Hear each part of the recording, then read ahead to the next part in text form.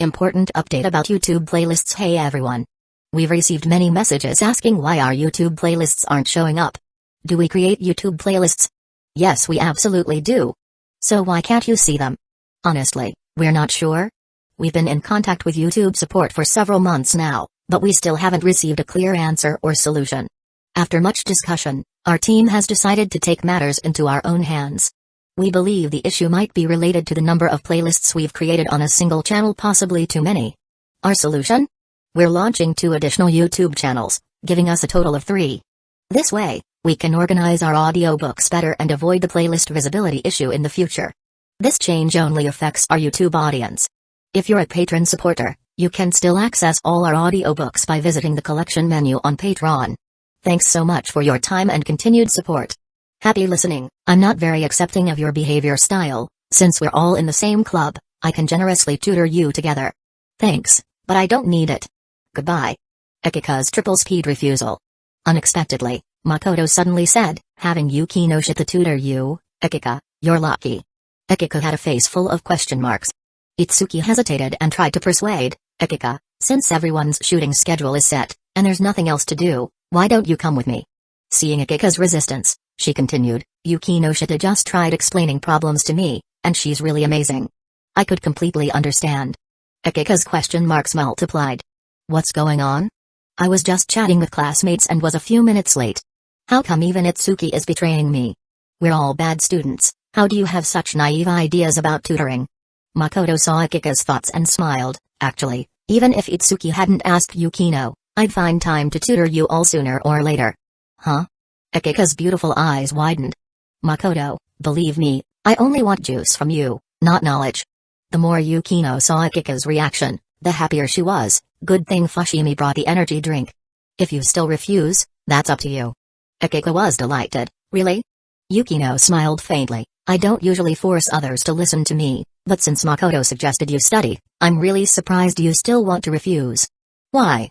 I heard this word from classmates today. Bodyguard. I thought you would obediently listen to Fushimi and have already become Makoto's bodyguard. Now it seems my judgment was wrong? Yukino gave a perfectly timed suspicious look. That expression was just right. Akika was caught in a dilemma. Being called Makoto's bodyguard actually made her quite happy. But Makoto said tutoring was a matter of time anyway.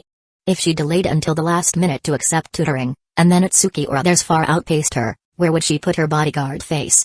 Makoto advised, study, Akika. Itsuki echoed, study, Akika. Yukino smiled even more. Unfortunately, her smile had no warmth. To Akika, it was a devilish grin. If only Yukino hadn't teased her earlier. Akika felt hopeless. She made one last struggle, since Yukino Shita gave me a nickname, I'll give you one too. Yukino snorted casually, go ahead. Akika's beautiful eyes flickered as her brain worked quickly, you know Makoto very well, right? I'm the bodyguard, so you must be the scholar. Yukino's smile stiffened.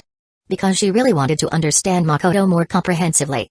She had originally acted indifferent, but Akika's nickname was surprisingly accurate. Makoto, watching their exchange, struggled to keep a straight face. Only Itsuki whispered, then what am I? Finally, tutoring ended. Akika looked completely burned out and slumped in her chair. Itsuki was energetic, having gained a lot today. Yukino was strict but really good at explaining problems. As long as you're willing to ask seriously, she won't hesitate to teach all the key points. Plus, Makoto was there occasionally adding comments. After tutoring, Yukino left first. But before leaving, she specifically glanced at Akika. You're really weak, Akika, so easily did I catch your weak spot. The resistance in her heart suddenly lessened a lot. Probably in the coming days, admiring Akika's defeated and desperate expression would be her favorite pastime as Makoto's scholar. Makoto also got up and looked at Akika, still dazed. Time to go, Akika. I still want to mooch a meal from you guys. Akika looked at the ceiling lifelessly. Go away, you hateful knowledge points. Leave my brain. She felt Yukino had broken her defense. Completely collapsed. That woman was not only a master but also a master at being annoying. Itsuki covered her mouth to laugh quietly and said gently, Makoto, you can wait for us at the school gate. I'll stay with Akika. Alright. Makoto waited at the school gate for a while. Before Akika arrived, he almost bumped into a blonde girl walking quickly with her head down. Watch out. Makoto quickly stepped aside and gave a quick warning. Sorry, I was just thinking. Are you Fushimi Makoto? Sawamura Ariri, clutching the bag at her chest, apologized awkwardly. She was short and had to look up slightly to meet Makoto's eyes. That delicate doll-like face, combined with the close-up view of her golden hair, made Makoto admit, the defeated fairy really was very beautiful. Chapter 82, a lie. Teacher Shizuka is still outside regarding Ariri. Besides having interacted with her during the first time loop, Makoto hadn't had any further contact afterward. Although this defeated beauty was rare, Yumiko, who also had blonde hair, was equally beautiful, with even better curves. Makoto was looking at Ariri, and of course, Ariri was looking at him too. There were many thoughts in the girl's heart. For example, she had often heard rumors about him at school before but hadn't paid much attention. Now looking at him, he wasn't just tall. He was actually quite handsome. Ariri hesitated for a moment, feeling that the two of them standing quietly like this was a bit awkward, so she took the initiative to ask, Fushimi, are you waiting for someone? Yes, I'm waiting for my friend.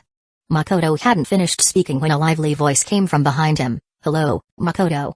Then Akiko ran over with a bright smile.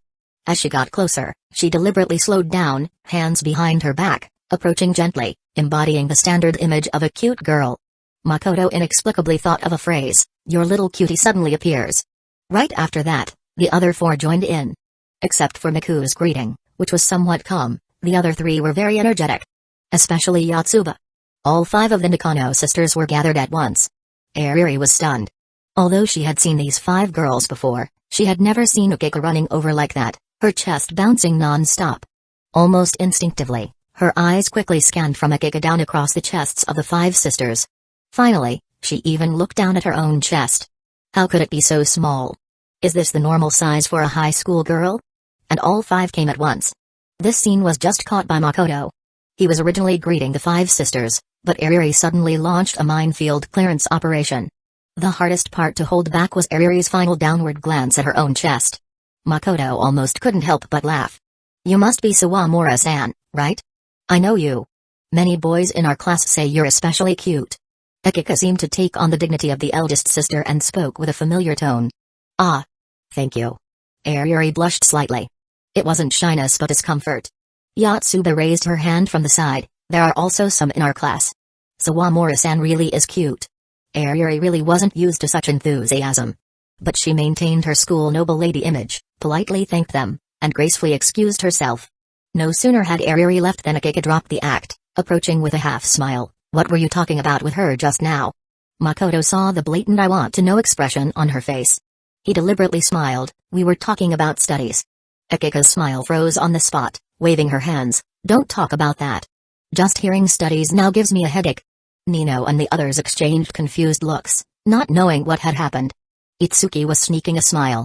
It was rare to see Akiko show such embarrassment. Because they were going home different ways, the two groups separated at the fork in the road. Makoto still remembered Nino's mission reward. He planned to complete all the freeloading meals with the Nakano family's father at once today. While waiting at home for a call from Akiko, Makoto thought about the uncontrollable Yumiko aura. Last time, it was precisely because of this aura that Mayu decided to step across that door. The second time, Mayu drank the Red Bull provided by the system and was practically a perfect glass window war goddess. Full of spirit and fighting will, that night she had the aura of definitely cutting down Makoto. Unfortunately, Makoto's body was even stronger, and in the end, she could only submit the defeated CG, blushing heavily. Thinking about it, it seemed Yumiko's contribution was part of it? So, Mayu's glass window war goddess title had Yumiko's participation. System, I want to discuss something with you.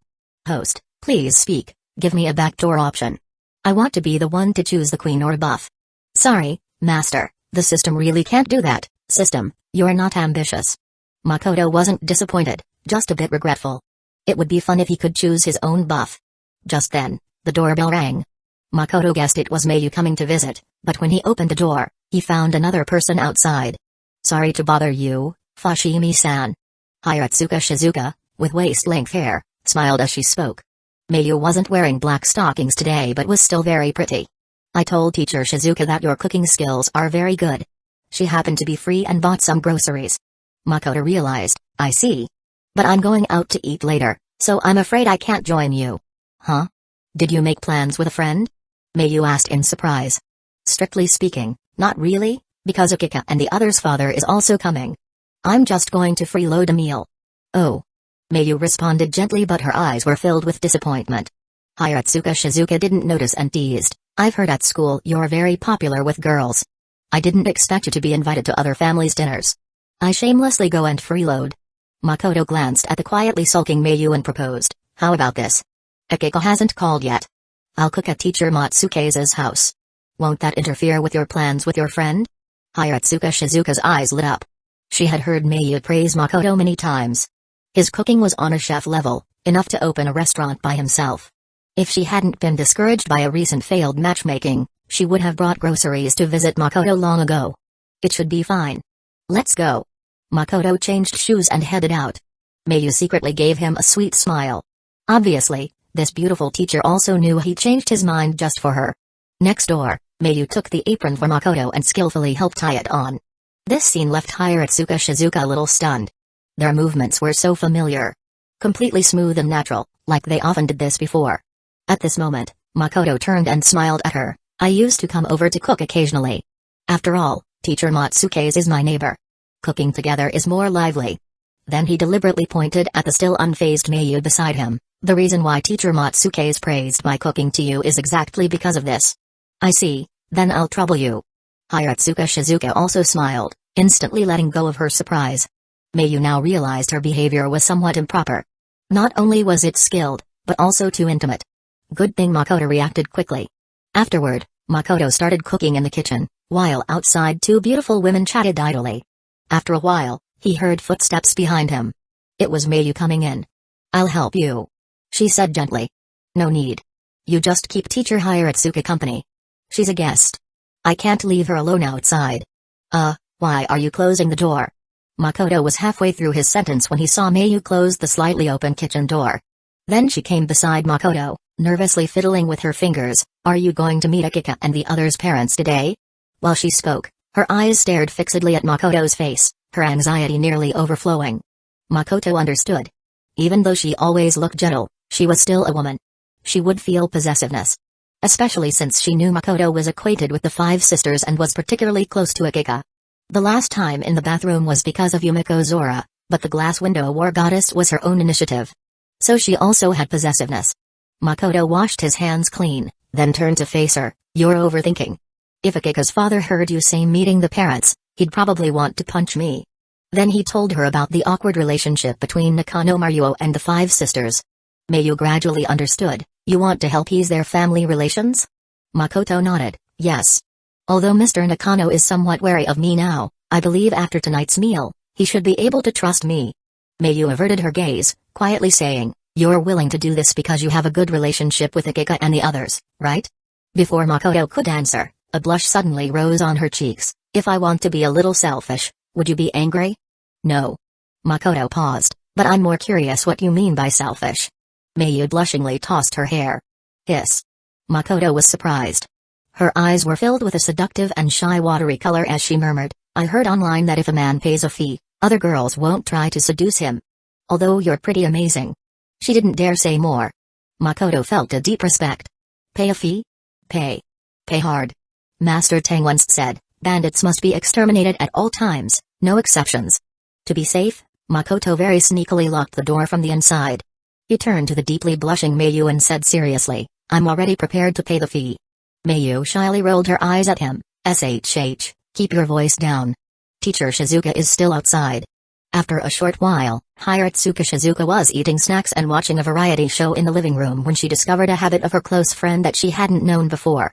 Did she always have the habit of rinsing her mouth before meals? To pay such close attention to personal hygiene, that's impressive. Hiratsuka Shizuka looked at Mayu, who was brushing her teeth, and spoke with some admiration.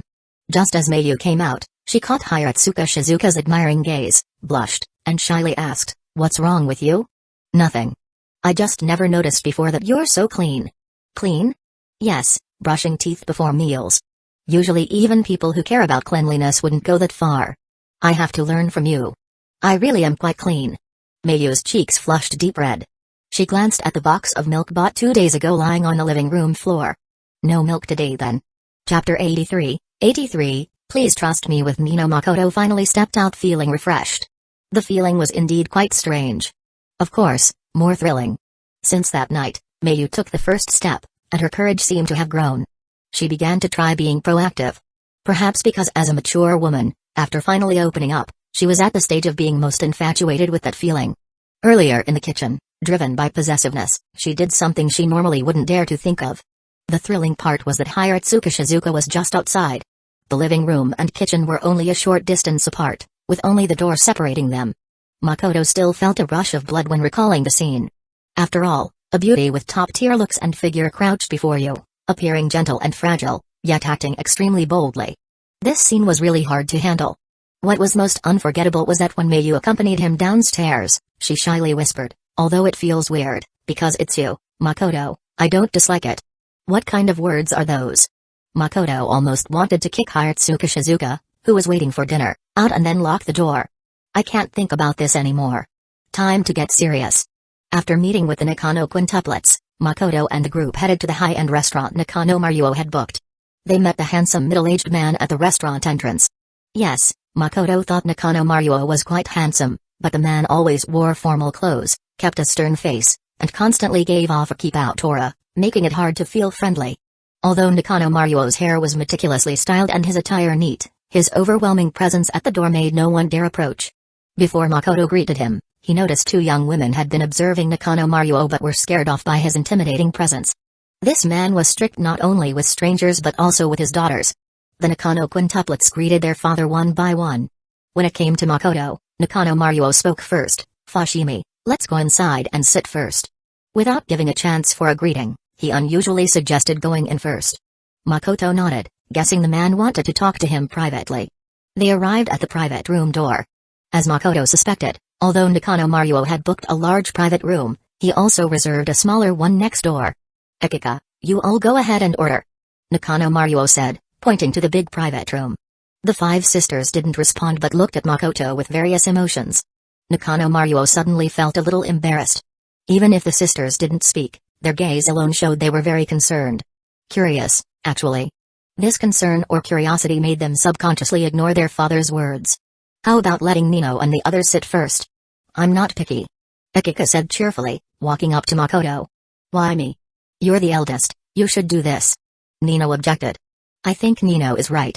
Yotsuba smiled and followed her lead. Miku said nothing but quietly glanced at Makoto. Akika's earlier words sparked her curiosity again. What kind of relationship do these two have?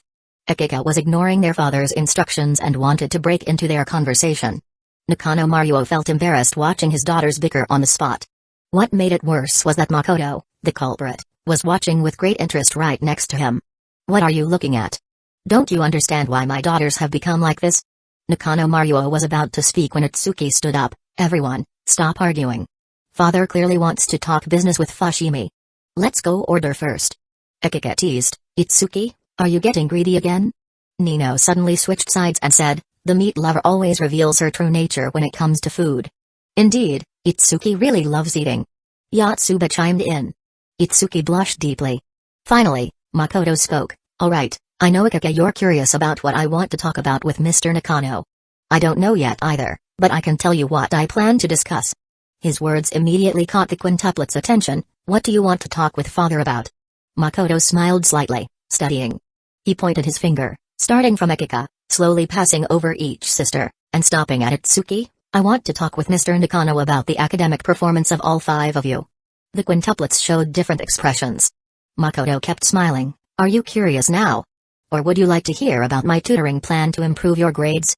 No. Nino, let's go."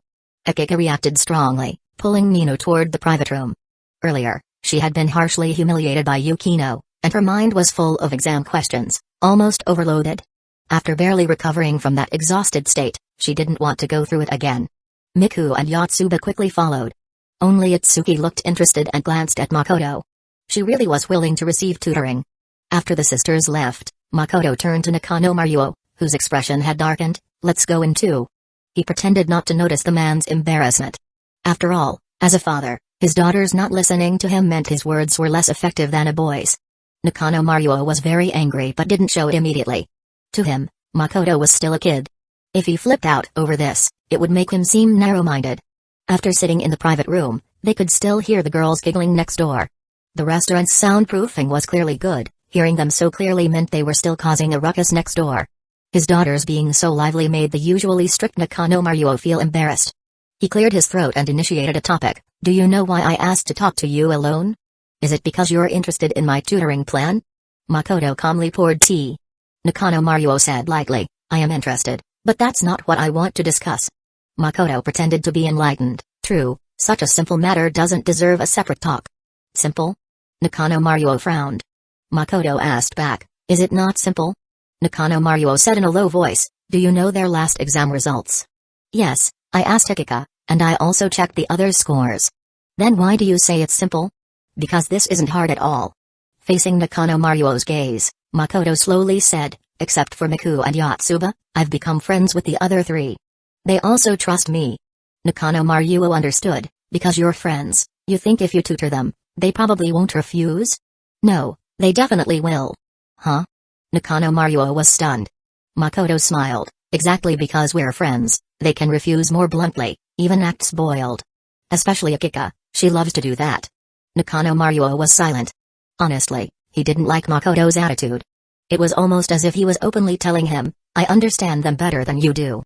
Nakano Maruo controlled his expression, took the tea Makoto handed him, thanked him, then asked coldly, so you want to be their private tutor? I've never thought about that. Being a tutor is troublesome, and if I changed roles, they'd feel uncomfortable. So what do you mean? I'll help them improve their grades as a friend. But before that, I need your cooperation. Makoto spoke confidently, meeting Nakano Maruo's eyes. I will help improve your relationship with your daughters.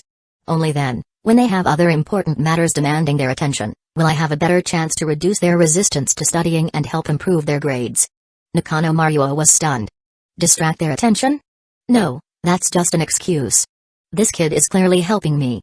Still, Nakano Maruo hesitated. Whether it's their studies or improving the father-daughter relationship, these are the things he cares about most right now. Makoto's reasoning of I need your cooperation hit his weak spot perfectly.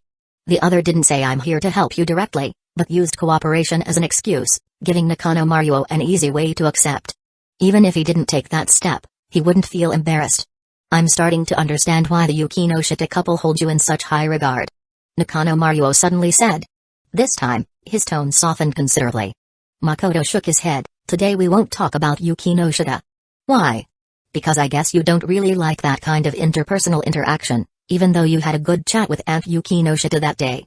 Nakano Maruo was surprised, unable to hide it. Are you really just a high school student? It seemed like my own thoughts and personality were completely understood by the other party. That familiar feeling from last time rose up again in my heart. Makoto asked, isn't his kind of obvious thing worth asking about explicitly? Nakano Maruo paused for a second and gently nodded, you're right, it was my oversight. Then his body leaned forward slightly, adopting a willing-to-listen posture. Are you sure you can do the two things you just mentioned well? Here's the deal, I'll teach you a simple method, one that takes effect immediately, so you'll see results soon. Makoto was well prepared. Good. Nakano Maruo agreed. Oh, right, there's one more thing. Makoto seemed to have just remembered and spoke very seriously. If I successfully accomplish these two tasks, please entrust Nino to me with peace of mind. Nakano Maruo. At the same time, the system's notification sound rang. Congratulations, host has completed the task. Chapter 84, someone sneaking into the house. Congratulations, host has completed the task. This task's reward, Nino's gift. Nino's strength and strictness are the strongest support for the five sisters. She possesses extremely strong initiative and infectiousness. Whenever the host's emotions become intense in any matter, you can easily infect everyone around you as well. Makoto's first thought upon receiving the reward was, what does infectious intense emotions mean? If I'm playing a game and my teammate ruins the ranked match, and Yukino happens to be sitting beside me watching, will she also side with a teammate and instantly turn into a keyboard warrior to help me and my team fight back? To be safe, Makoto quickly asked inside his mind. The host's understanding is correct, so it really means that? Isn't that essentially a powerful wide-area crowd control skill? Makoto suddenly felt a bit excited. Group-wide strong crowd control is a precious skill. In games it can be used offensively or defensively. Although it requires his emotions to be intense to trigger, it still does not prevent it from being an excellent team crowd control. Makoto didn't think too much further because he still had matters to handle.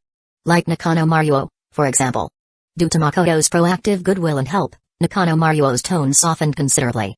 Then Makoto blurted out, please entrust Nino to me with peace of mind. If it weren't for Mayu's saintly or bringing affinity, Nakano Maruo would probably be angrily kicking him out right now. One moment you want to help me, the next you reveal your ambition.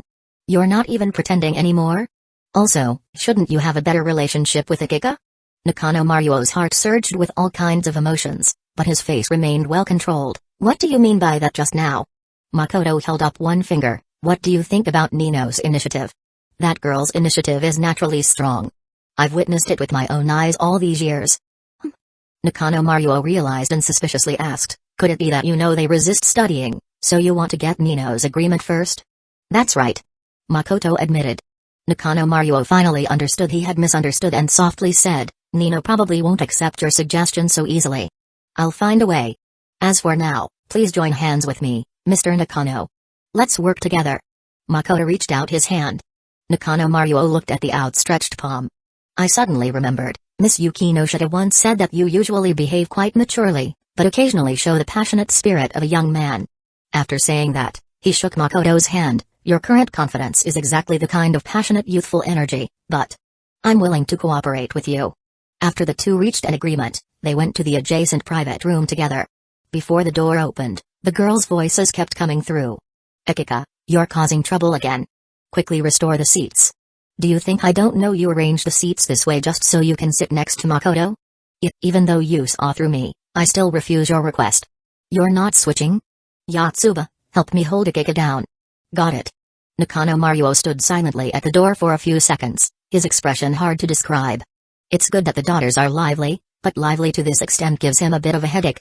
Makoto timely said, Mr. Nakano, it's our turn to make an appearance. Nakano Maruo nodded slightly, without speaking. When he pushed open the private room door, the noise of their quarrel immediately stopped. 5 pairs of beautiful eyes looked over.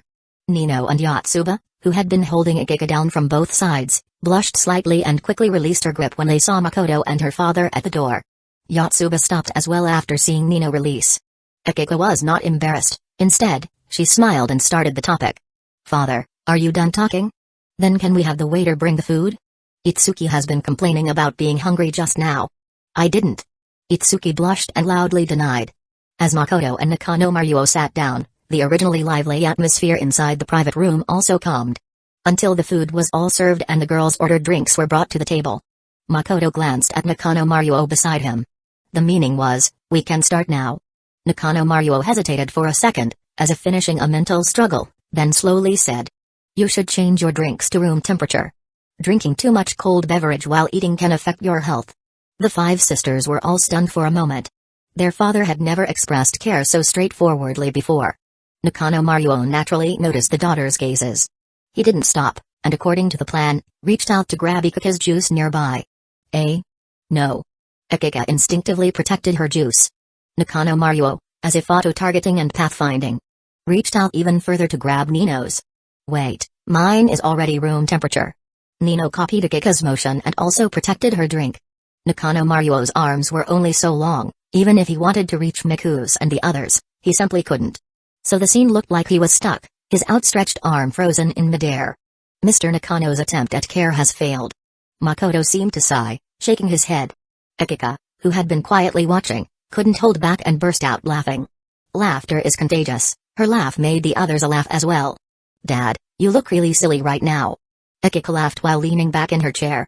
Nino smiled helplessly. Although I know you're caring for us, who would have a father snatch his daughter's drink in front of her? That's too weird. Miku nodded. To be honest, you should talk directly with Makoto. That way it wouldn't be so awkward. We have a slow-reacting classmate who also has a dad who makes that kind of blank expression. Yotsuba also said. Itsuki didn't join the teasing session, she was quietly observing Makoto's reaction. Because she had seen Makoto chatting and laughing with the school teachers. The principal's past glory was also something he spread around. So she suspected Makoto might be up to something again. Nakano Maruo, being the focus of the daughters' teasing, was really embarrassed. But embarrassment aside, he clearly felt the atmosphere was gradually becoming lively. Just like when the 5 sisters were quarreling earlier. This move was taught by Makoto, with the reasoning, a down-to-earth and slightly awkward father image is often more approachable than a strict and intimidating demeanor. So he slowly sat back down. Are you sure you don't want to switch to room temperature? No need. Girls prefer cold drinks. Akika smiled and refused. Nakano Maruo said no more. He had already used his skill, now it was up to teammate Makoto to keep the rhythm. By the way, what do you think about tutoring? Makoto spoke.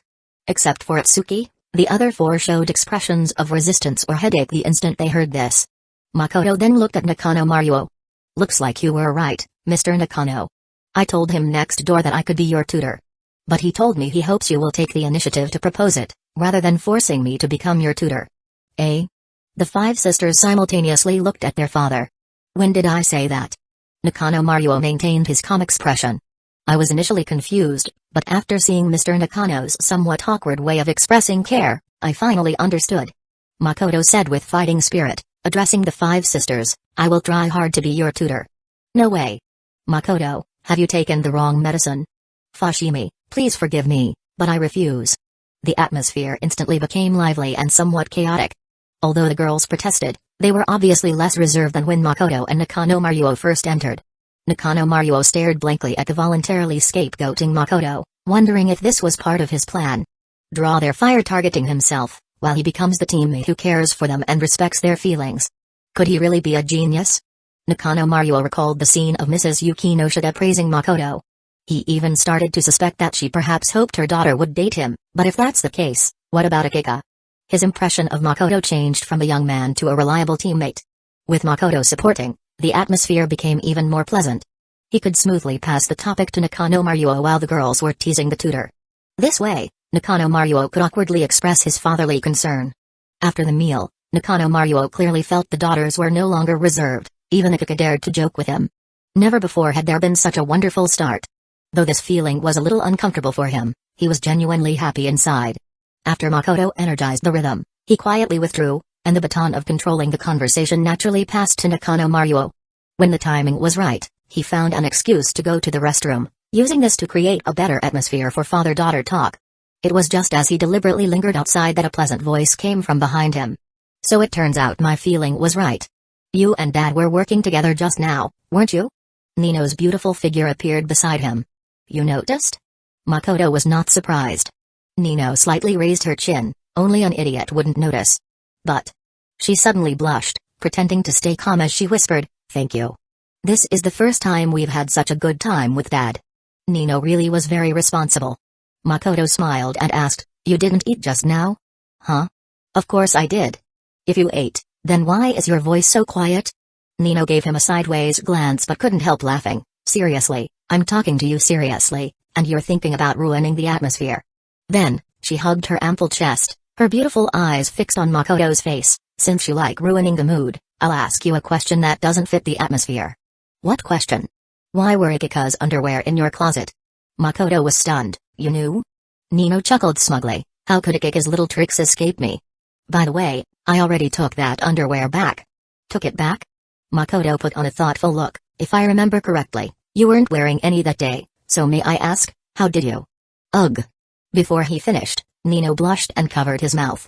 A girl's sense of shame wouldn't let him reveal the truth. But Makoto insisted on sharing his opinion, even with his mouth covered. He lowered his head and looked down, then made some sounds. Nino didn't understand the words but understood his gestures. The meaning was, I'm sure you didn't just take the underwear back. You wore it back. Idiot, stop it right now. Nino said hurriedly and pressed harder on his mouth with her hand. Because she was pressing so hard, she didn't realize her well-developed body was already pressed tightly against Makoto. Meanwhile, Akika stood not far away, clenching her fists. Luckily I stayed alert and came out. I thought you went to the bathroom, but I didn't expect you were coming to attack the crystal. Nino, how dare you try to steal my home base? Chapter 85. Akika, am the MVP. Makoto also saw Akika. And she looked like she was about to launch a Gundam-style attack. But such a small scene naturally didn't fluster him. Besides, nothing had really happened between Nino and him yet. It was just that Nino was pressed very close to him now, her chest pressed up, and the scent of her hair and body wash enveloped him firmly. To outsiders, this scene would really look like a young couple playfully flirting. Makoto grabbed Nino's slender wrist. Just as he tried to pull away, he noticed Akika turning around and walking away. That was a bit unexpected. With Akika's personality, she definitely wasn't leaving because she felt wronged or angry. She had a sudden inspiration. Wanted to do something? Makoto, stop talking, okay? Nino didn't know Akika was just watching her. Seeing her own strength was too weak to win against Makoto, she could only turn red and give a verbal warning. Makoto lowered his head and met her shy and angry eyes. I saw Akika just now. Huh? Nino was stunned and quickly turned around, but saw no one. She immediately pouted. That was a really clumsy attempt to change the subject. Oh, you don't believe me? Of course not. Nino scoffed and said calmly. If Akika really appeared just now, with her personality and how close she is to you, she would have rushed over and started tugging me off by now. As she spoke, she suddenly laughed, as if she had found something interesting, her eyes scanning Makoto's face. Looks like your relationship with Akika isn't that close, huh? Makoto asked, why do you say that? Nino smiled confidently, if you really were that close, you wouldn't be unfamiliar with Akika's personality. Saying this, her mood improved greatly. Although she hadn't yet confirmed her feelings or revealed her true spirit of love, she knew clearly in her heart that she liked this boy in front of her. Last time, he stood up for her, not only kicking away those two spirited guys but also breaking one of their phones. In the end, those guys didn't even dare to make a move and were just scared off. Nino was too embarrassed to say it, but she had dreamed several nights of Makoto intimidating those guys. It was very cool. Especially the image of him riding a motorcycle with her holding his waist from behind. That was even cooler. Itsuki, I was there that day too. Seeing Makoto no longer mentioned underwear, Nino also took a step back, creating some distance. However, she didn't realize that just moments ago, pressing tightly against him had been quite inappropriate. Because she still had a question to ask. By the way, Akika occasionally mentions Yuki no Shita at home with a strange look. She deliberately paused, lifting her fair little face and staring at Makoto. What's your relationship with Yuki no Shita? Good friends. That's what Yukino said herself. After saying this, Makoto added in his mind, it should be called lip friends, the friendship of lips. You call her Yukino? Nino clearly cared more about this. Makoto asked amusedly, don't I also call you Nino? Since you're all good friends, what's strange about calling by name? Nino was momentarily speechless. Makes sense. She pretended to fix her hair to hide her embarrassment. Makoto, if you have time next time, can you take me out for a ride again? Makoto laughed. When did I take you for a ride before? Last time I only borrowed someone's motorcycle to send you and Itsuki home. Wait. He deliberately put on a surprised face. So Nino, you have a love for speeding? Does Mr. Nakano know about this hobby of yours? I don't. Nino was embarrassed. She clearly liked the feeling of him riding with her holding his waist. That feeling was wonderful, and she wanted to experience it again. Makoto seemed to ignore her embarrassment and said, that's a new discovery. Nino not only likes speeding but also likes wearing Akika's underwear. Ugh, you again? Nino blushed and started covering her mouth again. At that moment, a sweet, syrupy voice came from behind. Nino, you two look like you're having a lot of fun. Nino was startled, nervously pulled her hand back, and quickly gave Makoto a warning look. No more talking about the underwear. Then she turned around and saw Akika walking toward them with a big smile. Huh? Why are Akika's lips so red? Did she put on lipstick on purpose? Nino was distracted by something else. Makoto also noticed. He finally realized that Akika had just gone to touch up her makeup. What was the purpose of her makeup touch-up? To fight with an even more perfect appearance? Makoto felt he had guessed the truth. Akika, why did you come out too? Nino tried to sound calm. Akika smiled at her sister. If I didn't come, would you keep hugging Makoto here? Huh? How could I do that? But you were just cuddling in his arms. That's because. Nino suddenly got stuck. As a girl who cared about her pride, she really felt embarrassed to bring up the underwear topic here. At that moment, Makoto spoke. Akika, you're definitely overthinking. Nino and I were just having an academic discussion about clothing. She got a bit passionate and excited and couldn't help getting a little close. An academic discussion about clothing? Nino rolled her eyes at him, thinking what a good liar he was. But she was happy he was willing to explain for her. Watching their expressions, Akika could pretty much guess she had been overthinking. Although she initially felt Nino was unsafe, she believed she understood Makoto. She thought she had better chances than Nino and better ways to win him over. They all had the same face and body, so she didn't think Makoto would deliberately avoid her to flirt with Nino. But clear as it was, as the older sister who had already decided to pin Makoto under her skirt, how could she allow her sister to steal the person she liked? With a bright smile, Akika came to Makoto and said, you don't have to explain. I didn't think that way at all. Nino narrowed her eyes. Really? Akika pretended not to hear her sister's doubt and gently said to Makoto. Thank you for earlier. If it weren't for you, father wouldn't have shown such an awkward, clumsy side in front of us. Because of your cooperation, tonight's time with father wasn't so tense. Makoto smiled. It was nothing. Besides, I had a nice chat with Mr. Nakano too. Nino nearby nodded in realization. So Akika also came to thank Makoto. As the older sister, you're a step late this time. When it comes to thanks, of course the first person brings more emotional value. Nino was secretly proud when she suddenly heard Akika say, "You helped our family a lot. If I don't give a reward, wouldn't I seem stingy?" A reward? Nino was stunned. Makoto also became interested. What kind of reward? Akika didn't answer immediately but glanced at the curious Nino beside her, then tiptoed and cupped Makoto's face with her hands. Wait. What are you doing, Akika? Nino's mouth dropped open. It wasn't until she saw with her own eyes Akika tilt her head back and give Makoto a quick kiss on the face. She was completely stunned. Right in front of me? Right in front of me. Akika, you damn brat. Nino's fists clenched tightly. That kind of direct kiss right in front of her could make her blush on the spot. Even if it was just a kiss on the cheek, not on the lips, it still hit her like a massive blow. What shocked her even more was what Akika said next. This is your reward, big brother. Akika's face held a faint blush, and her breath carried a fresh lemon mint scent. Only then did Makoto realize that she hadn't just gone to touch up her makeup earlier. She had brushed her teeth too. That really was a refreshing aroma. Doing something like this right in front of Nino, then deliberately calling him big brother in such a sweet voice. No need to guess, Nino must have been in a state of shock mixed with overwhelming curiosity. Sure enough, Nino immediately asked, Akika, what are you doing? And why are you calling him big brother? Akika's shy smile was just right. She turned her face slightly, bit her lip gently, and smiled softly. Makoto and I agreed that as long as no one else is around, I can call him big brother. Nino's chest heaved violently. You two are playing a dangerous game. You don't even mind calling Makoto something so intimate, and you have to secretly use a cover name too? Then how does Makoto call you behind the scenes, little sister Akika? Just thinking about it made Nino's chest hurt with frustration. Damn it, Akika, I'm going to explode. Nino unconsciously glanced at Makoto's left cheek. Akika kissed the right cheek earlier, so maybe she could get one too? Just as that thought crossed her mind, Akika giggled playfully. Hey, that looks a bit asymmetrical. Then, Akika stood on tiptoes again and kissed Makoto's left cheek. Nino. In front of Akika, I'm as inexperienced as a rookie. JPG. Alright, that's enough joking around. Makoto spoke up at the right moment, noticing that Nino was close to losing it. Akika noticed too, smiling brightly. You guessed it again. Then she turned to Nino, her smile even more radiant. It's just a joke, Nino. You wouldn't be mad, right? Nino glared fiercely. She composed herself. Finally, she said expressionlessly, why would I be mad? Fine, I'm going back now. After saying that, she turned and left with a cold expression. Akika called after her, later, I want to invite Makoto to our house. What do you think?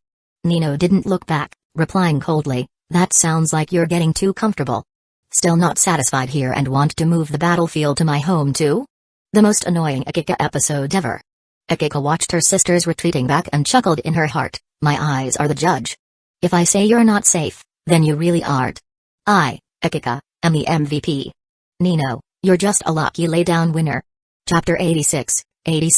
Please watch the VCR. Nino was indeed quite angry now. But it wasn't anger born from someone I like being taken away. First, she hadn't even figured out her own feelings yet.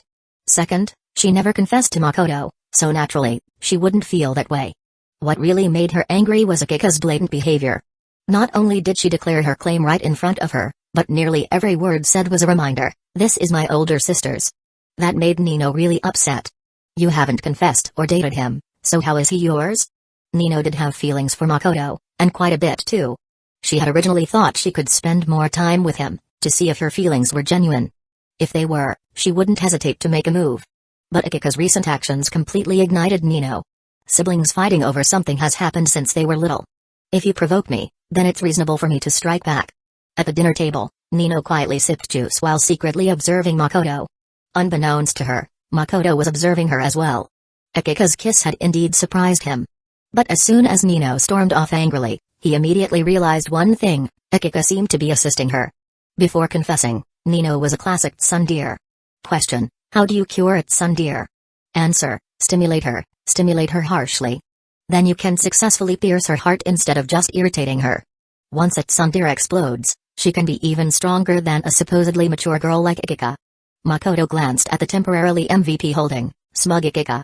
After dinner, Akika pulled her 4 sisters outside and casually mentioned inviting Makoto to their home. Nino, who had known about it for a while, stayed silent. The others didn't object, including Miku. She actually had quite a few questions to ask Makoto, but because of her personality and lack of opportunity, she hadn't seriously talked with him yet. Yotsuba and Itsuki also agreed, saying it was still early and even though the house was full of girls, as long as Makoto didn't stay too late, it wouldn't be a problem.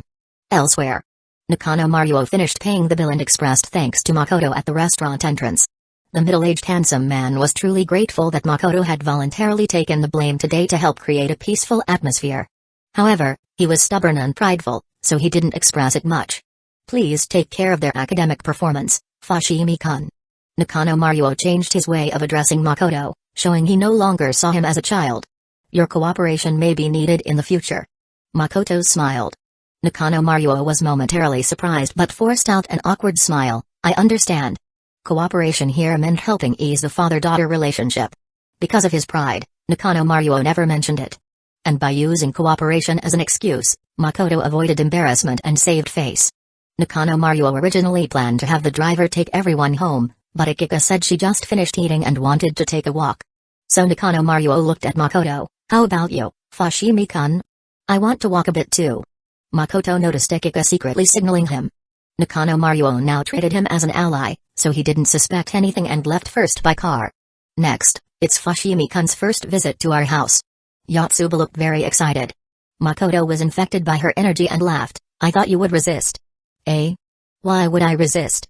Because I said I want to work hard to be the tutor for all 5 of you.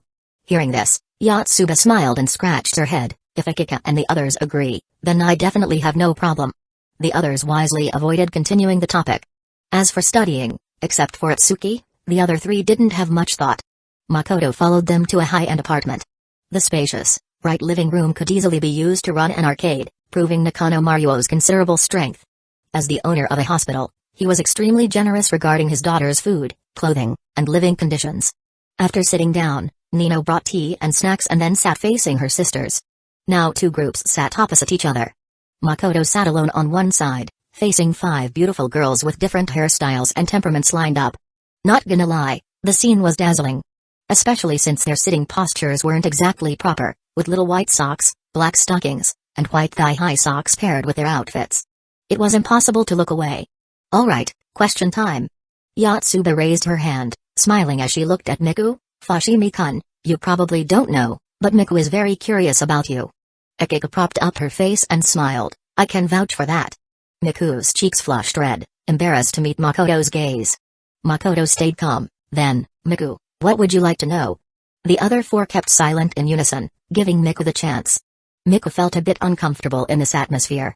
Her beautiful legs clad in black stockings quietly pressed together as she softly said, now that Akika and Itsuki have joined your club, will you invite others later?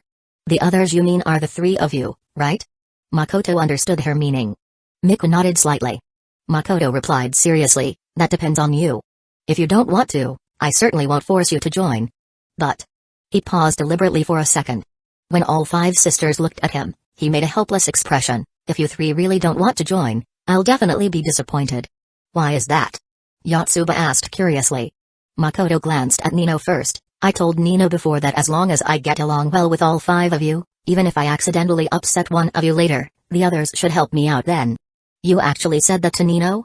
Akika was a little surprised but then shook her head laughing. No way. We're sisters. If something really happens, we won't help you. Yeah, I'm definitely on their side.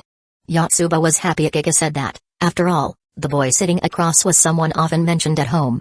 Nino quietly glanced at Akika and thought to herself, just keep talking nonsense. If something like that really happens, you'll definitely side with Makoto. Of course, if Makoto angers you, then I'll side with him too. After chatting for a while, Miku finally relaxed, her tone no longer so restrained. So, you really want us to join together, right? Yes. Makoto admitted. Miku hesitated and said, but Akika told us your club is about photography, and we don't know anything about photography. But we can learn. Yotsuba was always energetic. Or maybe it was because she had been hearing Akika and Itsuki talk about the club every day and had already become strongly curious inside. Miku said nothing, only staring intently at Makoto's face. Obviously, she wanted a serious answer. Makoto felt the girl's emotions, just like Yotsuba said, if you want to learn, I can teach you anytime. What if we're not interested? Nino suddenly asked. Makoto smiled, then just think of the club as a place to chat and have tea. Eh? All 5 sisters were stunned at once. Including Akika and Itsuki, they had never known that Makoto had such a thought. Makoto picked up a cookie and stuffed it into his mouth, first praising how delicious it was, then continuing. Actually, I noticed something since the first day of school. Of course, if I'm wrong about this, I'll apologize. What is it? Hearing him suddenly become formal, the girls instinctively straightened up. It's my time to shine. Makoto looked at the 5 beautiful faces and slowly said. If a girl is especially beautiful, she's definitely the center of attention at school, and people often talk about her behind her back. Whether good or bad. That's true. Itsuki recalled Yukino and Utaha. Makoto continued, but if there are 5 such beautiful girls, then the amount of talk only increases, and even if they don't want to be noticed, it's impossible. This time, the 5 sisters fell silent. They all understood Makoto was talking about themselves. Although I personally never cared about what others say, I won't force everyone to have the same mindset as me. So I thought, since you've lived together since childhood, whether at school or elsewhere, you must have been talked about a lot. Makoto slowed his tone. You probably don't like that feeling, right? Nino's eyes sparkled as she looked at him. We really don't like it, but what can we do? It's been like this for so many years. Akika's expression grew even stronger. So, you want the clubroom to be our private space, where we can do or say whatever we want without being watched or talked about, right? Makoto nodded. The long build-up landed a powerful blow with huge effect. Although he had seriously thought about this and genuinely cared about the 5 sisters' situation, in the end, his somewhat shameless plan to win over the 5 sisters had never changed. Itsuki's mouth dropped open in surprise, thinking, so this is why he wants the 5 of us to join the club? Miku and Yotsuba were also somewhat stunned, but the gentle light in their eyes was extremely clear at this moment. Nino bit her lip, as if some emotion was stirring deep inside her chest. But just as she wanted to say something, Akika's voice came first. Really, you obviously want to get on good terms with us, but you say it so gently. You're a little sly, Makoto.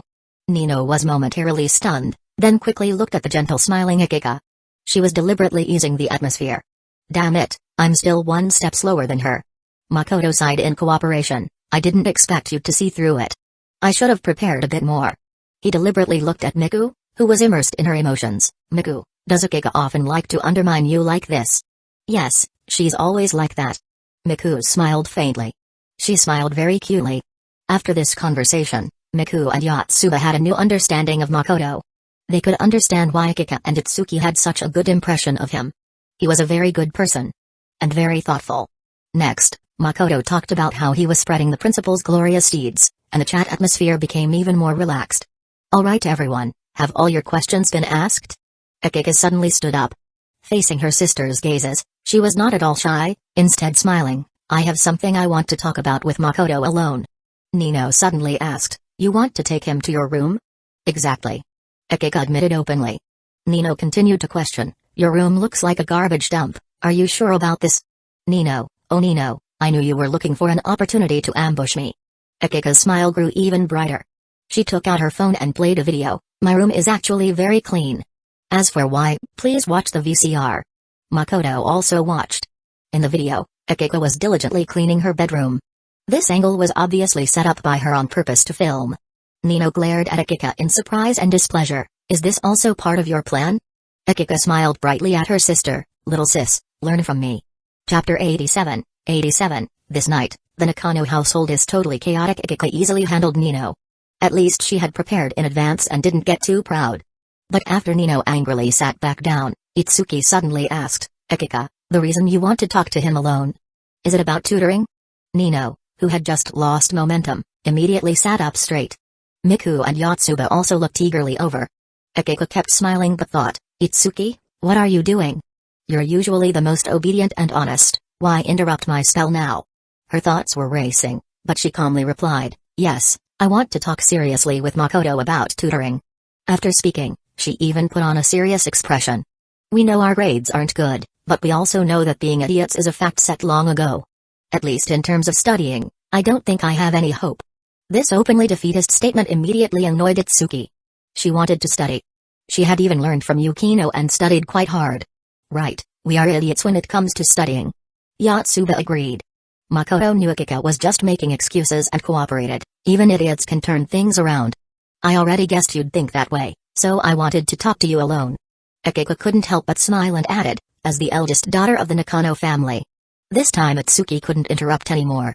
Akiko was already showing the serious attitude of a formal occasion. If Atsuki interrupted again, it would be very rude.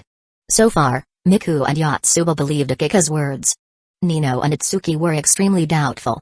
A very clear contrast.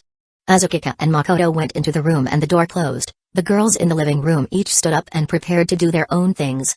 Only Nino stayed behind. She wanted to see how long those two would stay in the room. If necessary, she would even press against the door to eavesdrop. In the bedroom, Akiko didn't pull Makoto to sit, but after closing the door immediately asked, "You've noticed Nino's weird behavior, right?" Makoto leaned against the door and teased, "The older sister is always alert to the younger sister." What a funny scene. Akiko's face flushed a little but she remained calm. "You can't let your sisters steal things from you." That sounds a bit domineering.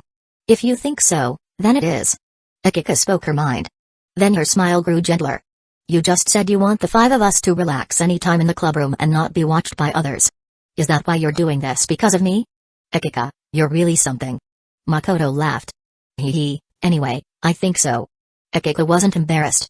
Just as she was about to say more, Makoto asked first, "By the way, Nino took your underwear back with her. You know about that, right? She even told you that?" Akiko immediately became alert. "She only vaguely mentioned it, but I guessed the truth myself." For this matter, Makoto had to tell the truth. Although the battle between Akiko and Nino was fun. Very childish and fun. Akiko smiled like a big sister. "Nino really trusts you." Normally, with her personality, she would never mention girls' private clothes to a boy. Makoto smoothly deflected, "Then I ask you, who left the underwear there?" Akiko hesitated but quickly smiled again. "I think you'd like it, so I gave it to you." Is that even something a person says? At that moment, Makoto's phone vibrated. He picked it up and saw a message from Yukino. Akiko didn't lean in but politely asked, "Can I see?" Makoto almost laughed at her pretentiousness, then remembered and generously unlocked the phone. "Nothing you can't see." Akiko quickly moved closer. Yukino's message said, "I thought it over carefully today. Since we've finished the preliminary work, how about starting filming on Sunday?" Makoto replied, "No problem." Akiko didn't pay any attention to these two messages. She was staring wide-eyed at the top of the chat screen. There, Yukino's good morning and good night messages, along with cute panda stickers, were clearly visible. Someone sneaking into the house again. No. A girl saying good morning and good night to a boy. That's no longer just sneaking into the house. That's full-on dancing in our base. Finished watching? Makoto asked as if he hadn't noticed anything. Akiko took a deep breath, her beautiful eyes shimmering. You and Yukino Shita are already at that stage? Weren't we all in agreement that only an idiot would fall in love with him? Yukino. What a shameless woman. Oh, that? Makoto explained, trying not to laugh. You could say she lost a bet with me. So this was her punishment? Exactly. Akiko said nothing. A bet? Ha, even someone as clueless about love as Itsuki wouldn't buy that nonsense. She thought she kept her cool tonight, slightly outperformed Nino, and claimed MVP. But she never expected Yukino to one-up her. By a long shot. Makoto watched the changing emotions in her eyes and put his phone away. The effect was immediate. Confident Akiko, faced with the formidable Yukino, was clearly shaken. Yukino Shita told me before that you two were just friends. Akiko said, her tone hard to read. Makoto could tell. She was charging up her ultimate move. So he didn't interrupt her. The next second, Akiko raised her lovely face, wearing a dazzling smile meant to mask her sour and uneasy heart. Forget it. Let's not talk about Yukino Shita anymore. Why not? I thought you'd ask more about the bet, said Makoto. Akiko shook her head with a smile. I'm not that rude. If you didn't bring it up yourself, I won't overstep. Makoto struggled to keep a straight face. Even now, when her jealousy was practically pouring out of her eyes, she still tried to act calm and composed, playing the mature older sister role. Adorable. Makes you want to. Oh, right. That thank you gift I mentioned earlier. I only gave half of it because Nino was there. She tilted her head up, eyes shy and growing shyer. Here it comes. The big one. Makoto met her gaze. What's the other half? She rose onto her toes. Without a word, she gave him her answer through action. Her first kiss. Just a brief touch. Her cheeks already flushed red, But she resisted her embarrassment and softly asked, "That was the other half of the thank you gift? Eh?" Her voice suddenly changed pitch. Because there was now a hand around her waist, holding her tightly. In an instant, their bodies pressed together. What are you doing?" At that moment, the cracks in her forced composure began to show. Makoto stared at her luscious lips and said, "Not enough." A watery shimmer filled Akika's eyes. Shy yet happy. And she said nothing more. She closed her eyes, offering herself up in a seductive pose. Charge. Attack. It was like there was a little devil yelling in Makoto's mind. But he wasn't in a rush. He played a little trick. Outwardly going for the obvious move, while secretly making another. The hand around the girl's waist slowly slid upward, unfastening a button at the top of her blouse. Akika's eyes flew open, startled and mortified. And in that moment, Makoto lowered his head and kissed her. Damn it. She fell for it. Akika finally realized. He did it on purpose. Seriously, it's not like I was going to say no. Why do it this way? Does he really enjoy watching me get so flustered? Whether from shy irritation or mild anger, her emotions were clear in her eyes just before she shut them again. And once her eyes were closed, she threw her arms around Makoto's neck. The calm demeanor, the girlish restraint. All shattered in that moment. After a while, Makoto rested his forehead against hers, gazing at her blushing skin and eyes full of newfound allure. "This time it's enough," he said deliberately. Akika's eyes were dreamy. She gave a soft hum. "Not enough." Makoto chuckled. "It'll hurt, you know." Wait, I didn't mean that." Akika jolted, flustered and trying to explain. But then saw Makoto holding back laughter. Teased again. Her restraint long gone, the shy girl now fiercely pulled him down by the neck. This time, she was the one charging forward. And it wasn't just one button undone anymore. But 2, 3, 5. In that atmosphere, Makoto was still a normal guy. Of course he felt it. But he overlooked one thing. Nino's gift. As his emotions surged, something began changing outside the room. Starting with Nino, the closest one, she had been half-heartedly watching TV, glancing occasionally at the closed door. But suddenly, her cheeks flushed, and a strange restlessness exploded in her chest. This feeling. It's like when Makoto gave me that massage. Nino, confused and embarrassed, quickly turned off the TV and rushed to her room, face red. All she could think was, if the others saw her like this, she'd die of embarrassment. What she didn't expect was that Itsuki was already rolling around red-faced on her bed, feeling the exact same way. "What's going on?" she murmured. In her room, Yotsuba stared blankly at her game console, feeling a strained heat rise in her chest. She had never experienced something like this. As for Miku in the other room, she held her phone tightly, face flushed, her beautiful legs in black stockings unconsciously squeezed together. She had been debating whether to ask Nino for Makoto's contact info. But suddenly, that heated feeling hit her too. I've only talked to him seriously once. Why am I feeling this way just thinking about him? Moments later, Itsuki came out of her room clutching her clothes, her forehead pressed in thought. And then, she ran into Nino, also holding her clothes. You're? Their eyes met, and both quickly looked away. Neither wanted the other to see their unusual emotional state. "I'm going to take a shower," said Itsuki. "Me too." After that, they both froze. Nino hesitated, then asked, "Hot or cold water?" Itsuki blinked. "Cold." "You too?" Nino, "Yeah." They both fell into a quiet, knowing silence. Just then, the door beside them opened. Out came Miku, also holding clothes. Nino and Itsuki quickly turned. "You're going to shower too?" Miku paused, blushing, and nodded. Then all three girls looked toward Yotsuba's room. The scene was getting eerie. To their surprise, Yotsuba didn't come out holding clothes. Because inside her room, overwhelmed and overheated, she put on headphones and was trying to distract herself with a game. Eventually, Nino cleared her throat. "Let's shower together." "Okay." Once in the bathroom, no one spoke. Nino was truly thinking about a guy. And wanted cold water to cool her down. Itsuki wanted to think about a guy, but was too inexperienced to fantasize properly. Miku was embarrassed that she could even think about a guy she'd just met. And the culprit. Makoto. Finally remembered Nino's quest reward. But Akika was busy, and he didn't have time anyway. That night, the whole Nakano household was in chaos. Chapter 88. Zusong wasn't lying, purple really has charmed. Nino and the others returned to their rooms after taking a cold shower. Cold showers only work in the beginning. Their effectiveness gradually wears off. More importantly, Akiko was still busy. This persistent and overwhelming feeling made Nino sit right back up as soon as she lay down. What the heck is going on? This sensation is even stronger than when I occasionally dream. It really feels like I'm being massaged by Makoto. Frustrated, Nino rubbed her face. The sobering effect of the cold shower had already worn off, and now she was feeling a little lightheaded again. What she couldn't bear most was that this lightheadedness didn't come with the soothing pleasure like the time Makoto massaged her. It was that awkward, unbearable in-between. Nino blushed as she stared at her slender fingers, suddenly growing embarrassed and annoyed. I don't even know how to do that kind of thing. So why am I staring at my fingers? The girl stood in her room for a while, then decided to walk around the house. Maybe getting active would help her take her mind off things.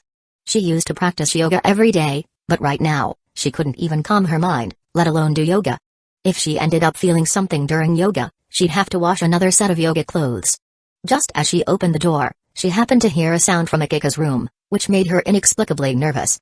She quickly closed the door, leaving only a small crack. Then, she saw Akika carrying clothes to the bathroom. So Akika is also... No wait, isn't Makoto still in her room? They couldn't have gotten all flustered just by talking about tutoring, right? Nino was still too pure. Even though she had her suspicions about Akika's talk about tutoring, her mind didn't wander any further. Besides, when Akika came out just now, her back was facing Nino. From that angle, Nino couldn't see that Akika had one hand holding clothes, and the other hand covering her mouth. Clearly, Akika wasn't just going to shower. She was also going to freshen up. After all, her clothes were completely drenched in sweat. Nino hid behind the door for a moment. When she saw Makoto step out, her eyes immediately lit up. Akika was gone, so this must be her moment to shine. You're the one who kept provoking me earlier. Thinking back to Akika's taunts from before, Nino's already flustered state only intensified. Meanwhile, elsewhere, Itsuki was also restless. She wanted to take a walk too. Just as she opened her door, she saw Makoto. Makoto saw her as well. The two were just about to greet each other when suddenly, a fair hand stretched out from Nino's room and grabbed Makoto's collar with precision. What the? Even Makoto was shocked. With his physical strength and reaction speed, he could have easily dodged. But at that moment, he thought that if Nino was launching a sneak attack from the shadows, it was probably something she didn't want others to hear. So he didn't dodge.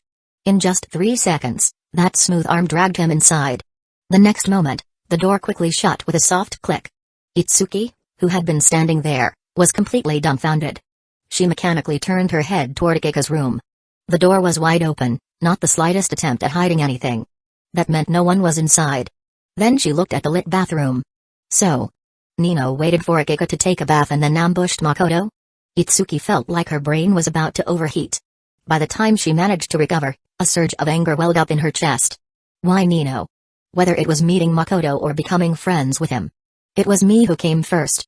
Even Akika only learned about the Paranormal Research Club after me. Itsuki clenched her little fists, grinding her teeth. Meanwhile, inside Nino's room, Makoto looked at the blushing girl, her eyes shimmering with moisture, and he was a little surprised. Is Nino's quest reward really this potent? And on top of that, the one affected and acting on it was Nino herself? What a coincidence. Makoto, did you finish talking with Akika?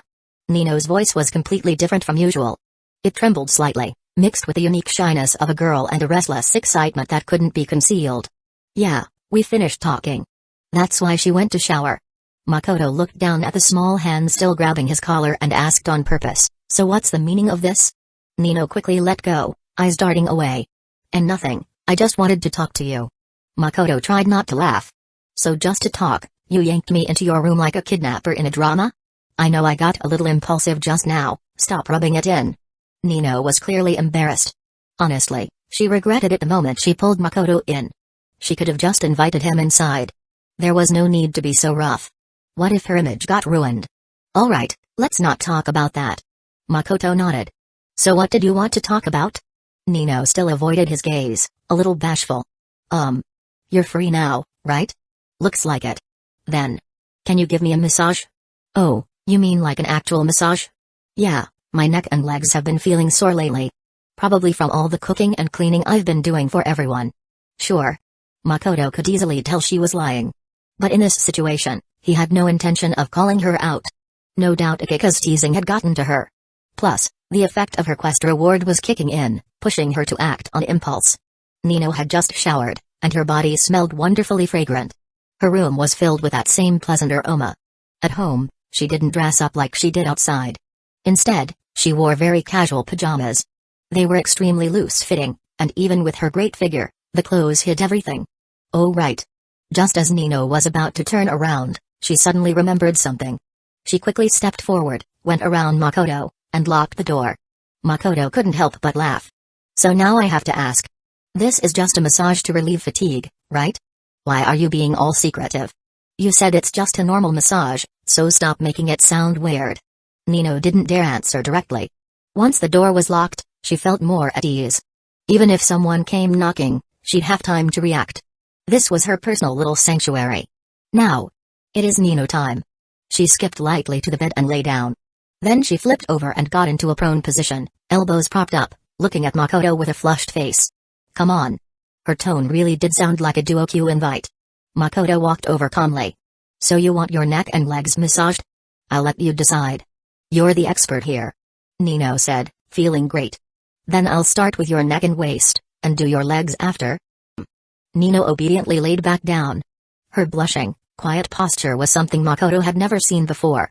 It only confirmed how much she needed this. When his hand landed on her snowy white neck, her body tensed for a moment. But she quickly relaxed, eyes closed.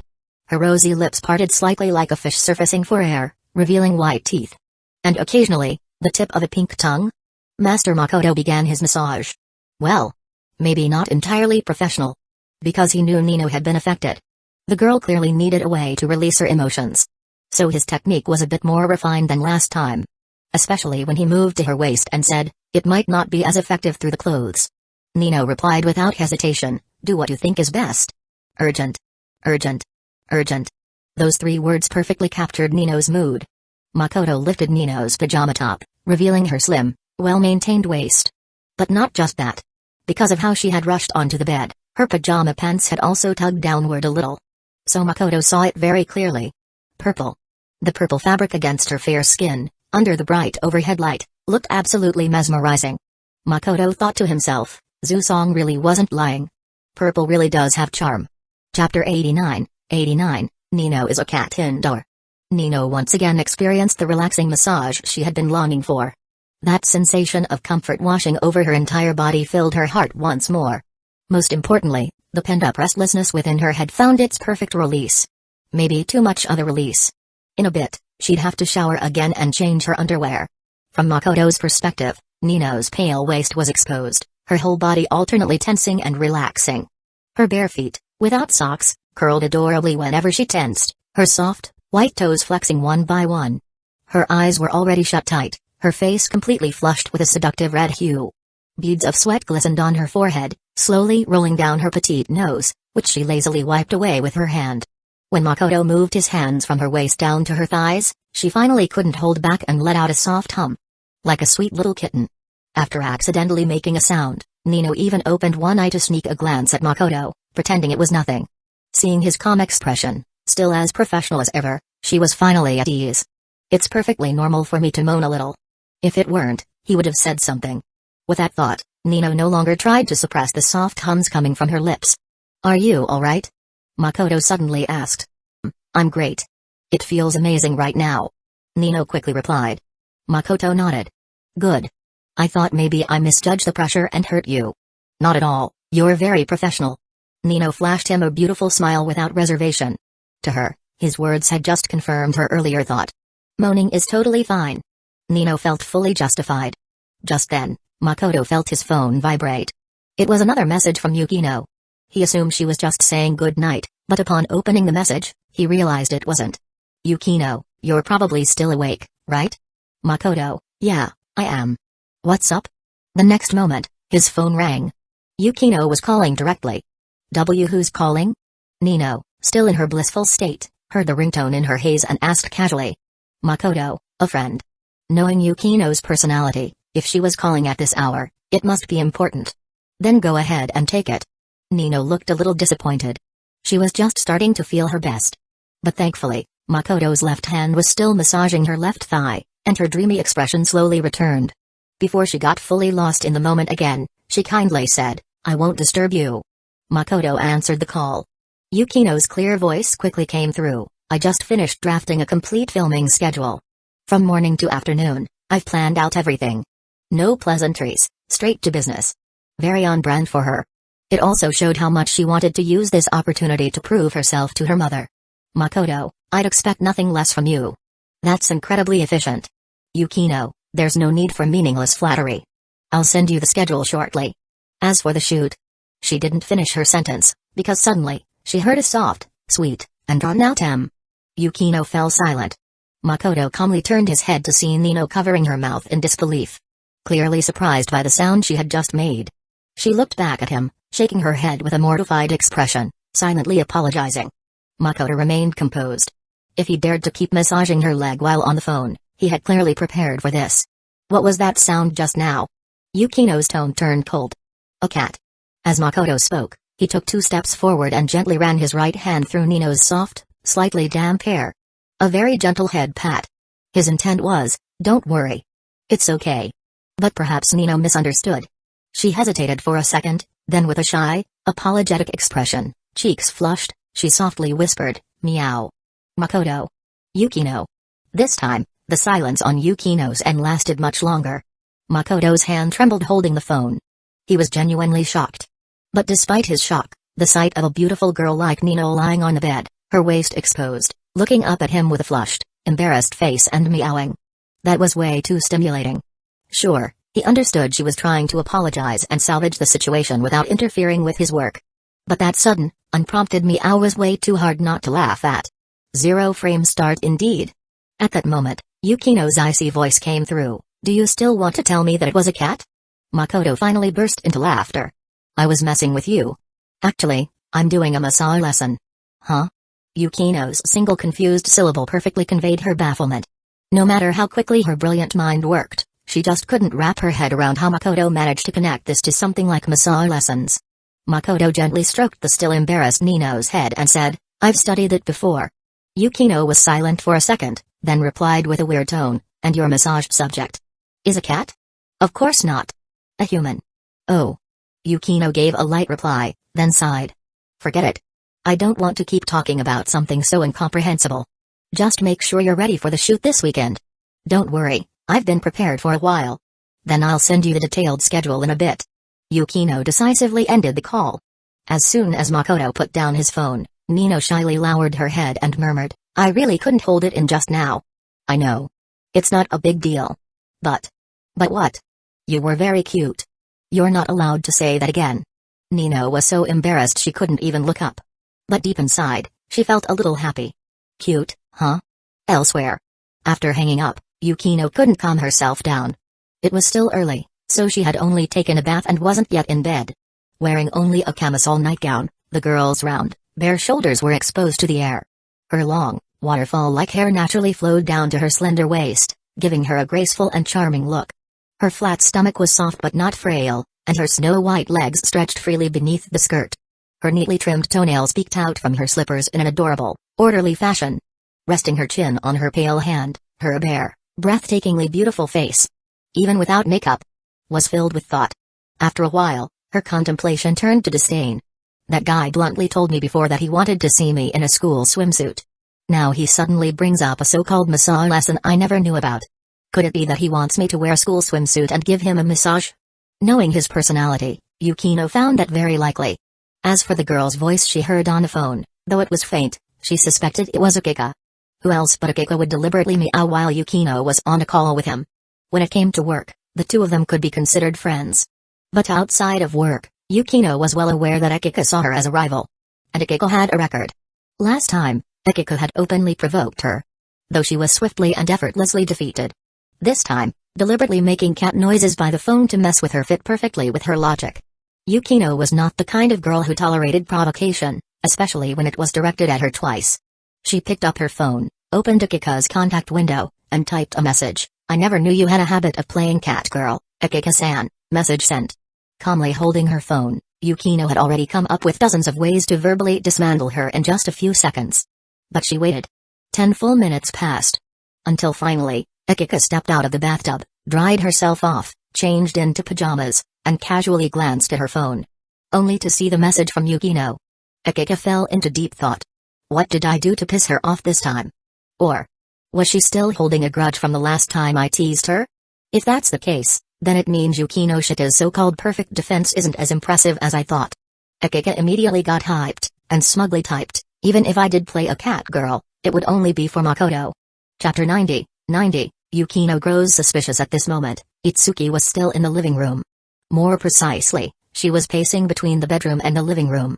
She wanted to know how long Makoto and Nino would stay in that room, but didn't want to look like an idiot just standing outside the door. If her sisters saw her, wouldn't that be super awkward? She had just witnessed Nino rudely dragging Makoto into the bedroom, and at that moment, she was shocked and furious. Nino, how could you sneak ahead? Akiko hasn't even made her move yet. And neither have I. She placed herself last on purpose. Because that made her the most important one. After all, Makoto had shared his secret of founding the club with her first. She had already calmed down by now. Although she had always been honest and earnest since she was young, that didn't mean she wasn't smart. Just a bit of thinking made it clear. With Nino's tsundere personality, even if she really dragged Makoto into the room, she definitely wouldn't dare do anything overboard. At most, Nino would just sit down and talk with Makoto. She probably wouldn't even dare bring up anything intimate like a massage. Itsuki came to that conclusion and composed herself. Just then, she happened to hear a movement from the direction of the bathroom and decisively walked over. Under her gaze, Akika emerged from the bathroom with wet hair, completely focused on her phone, her fingers tapping rapidly on the screen. Probably chatting with someone. What surprised Itsuki a little was how absorbed Akika seemed. Not only did she fail to notice her presence, she even stopped right there in place. About a minute later, Itsuki saw with her own eyes how Akika's smug face gradually turned bright red. That damn Yukino Shita, how could she be so wicked? Akika's face flushed, and her brows clearly showed her embarrassment and anger. What's wrong, Akika? Itsuki couldn't hold back and asked, guessing that Akika must have had another argument with Yukino. Only then did Akika notice Itsuki standing nearby. She quickly adjusted her expression and smiled gently. It's nothing, I just had a little disagreement with Yukino Shita. Then, as naturally as ever, she changed the topic. Why are you just standing here? Were you waiting for me? She glanced toward her bedroom. The door was still open, and she didn't see Makoto in the living room. Was he still in her room? Yeah, I was waiting for you. Itsuki didn't hide anything unsaid. Frankly, Fushimi was taken away by Nino. A question mark seemed to pop up over Akika's head. Her expression seemed to ask, what do you mean by taken away? Itsuki calmly explained, just like it sounds. Fushimi was about to say hi to me earlier, and then Nino suddenly reached out and dragged him into her room. Akika went silent. She knew that Itsuki wouldn't lie about something like this. Which meant Nino was trying to make a move again? Already annoyed from her previous argument with Yukino, now this news made it even harder for Akika to keep up her smile. She dropped the act and strode quickly toward Nino's room. Itsuki followed her. Just as the two of them reached the door and were about to knock. Click. The lock turned. In the next moment, Makoto opened the door and looked at the two stunned girls standing at the entrance, as if surprised. What are you two doing? Akika reacted the quickest, putting on a fake, concerned smile. Where's Nino? She's still inside, completely absorbed. Makoto openly opened the door and said. You two came at just the right time. Recently, I felt like my massage skills have improved again, so I had a little discussion with Nino. Discussion? Akika and Itsuki were both confused. Mainly because Makoto's expression was way too natural. So natural that it felt like he was talking about official business. And then he even invited them in. Want to come in? Nino gave me a higher rating this time. I think my efforts paid off. Oh. Akika and Itsuki nodded in sync. Whatever they were about to say was all swallowed back down. Makoto observed everything clearly. He had timed his exit on purpose. Earlier, he'd seen that Itsuki witnessed him being dragged away by Nino, so she was definitely upset. Since Akika was in the shower at the time, he figured Itsuki would likely come find her. With her sister accompanying her, Itsuki would have more confidence. That's why he had waited near the door occasionally, listening for movement. Because if he let Akika and Itsuki knock first, Nino's room would have turned into a battlefield. A true pro never lets himself get caught in a battlefield. As the two stunned girls entered the room, they immediately saw Nino lying on the bed, her face full of satisfaction and eyes closed in contentment. What are you two doing here? Nino looked at them lazily, her voice carrying a bit of unfamiliar cuteness. Makoto's massage just now felt amazing. His techniques improved again. Akika and Itsuki's faces instantly stiffened. I haven't even gotten to enjoy it yet, and you already have? Akika smiled sweetly at Makoto. Since Nino already got her turn, Shouldn't you make it up to me too? Itsuki, face flushed, looked at Makoto with hopeful eyes. Can I try it too? Before Makoto could reply, Nino, still lying on the bed, propped herself up and lazily said, then you'll have to wait for next time. Danger flashed in Akika's eyes. What do you mean? Because Makoto-kun said he has to go home for something important. Huh? So soon? Akika and Itsuki both turned their heads quickly. They still had a few hours left of their time together as 5 sisters. Facing their gazes, Makoto explained, yeah. Yuki Noshita gave me a detailed filming schedule, and I need to go handle it right away. Hearing it was about the club's work, Akika and Itsuki had no choice but to let it go. Mission accomplished. This too was something Makoto had planned. To avoid falling into a battlefield, he had to bring up something the girls valued. Since Akika and Itsuki were both club members, of course they'd care. Then Makoto said, don't look so disappointed. It's not like I won't visit again. Oh, that's right. Today he got along well with everyone. If he comes again, even Miku and the others won't be against it. Maybe I can even convince him to stay over. So thought Akika. Next time Makoto-kun visits, I'll be brave and invite him to my room. Even if he spends the night there, I'll be okay with it. So thought Itsuki. Chapter 91, Yukino grows suspicious, too. Makoto had smoothly avoided a potential battlefield and also politely refused the girl's offer to walk him downstairs. He knew Akika and Itsuki were full of thoughts at the moment. If they saw him off, more drama might unfold. If you want to become an expert at examining report cards, you have to treat every elementary school homework with caution. After Makoto left, Akika didn't bother talking to Nino anymore. She quickly went to handle her clothes and underwear, then sat down to carefully plan her counterattack against Yukino. Nino, meanwhile, had already sat up. She wanted to shower and change her underwear too. Only for Itsuki to block the door and ask, Nino, you're being selfish. Huh? Nino's face turned slightly red.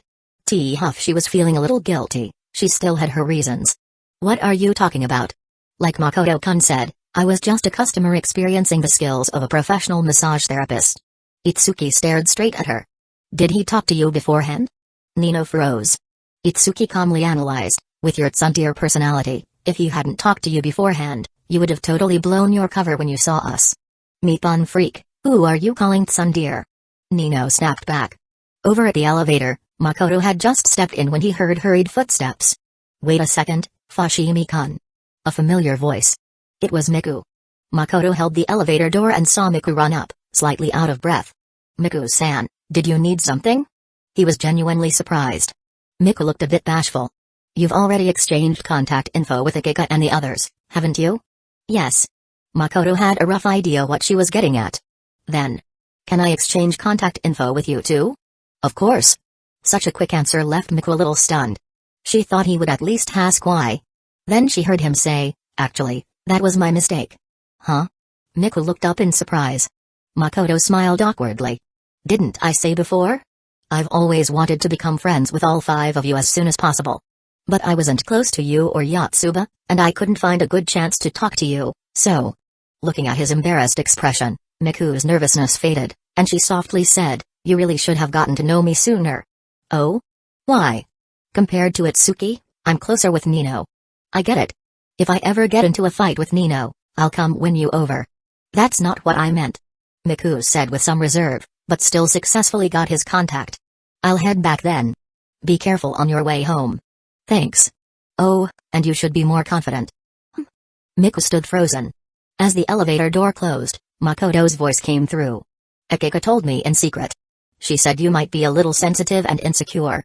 She really wants to help you, so I've been trying to help her think of ways too. Makoto had lied. Akika never said that. But he really did intend to help. The elevator doors closed. That nosy Akika. Miku whispered, but her heart was warmed. On the weekend, Makoto headed out with 3 beautiful girls from the club and a load of filming equipment. Hayato had helped them rent a very affordable shooting location, and even brought some friends along to be extras. Makoto wanted to transfer the money to him, but Hayama just smiled and declined. I want to see with my own eyes what kind of short film a bunch of high schoolers can make. If it turns out great, then I'll treat it as an investment. And my family will fully support me. Those were Hayato's exact words. Whether the other party truly felt that way or not, Makoto was genuinely grateful for their help. So, when he arrived at the filming site and met up with Hayato and the others, Makoto immediately approached him and said seriously, I want to entrust you with an important role. Hayato laughed. Acting? I'm actually kind of interested. But you showed me that story already. Aside from the grandmother and the heroine, no one else seems to have much screen time, right? Makoto nodded sincerely. Exactly. So, how about you play the grandmother's old flame? I refuse.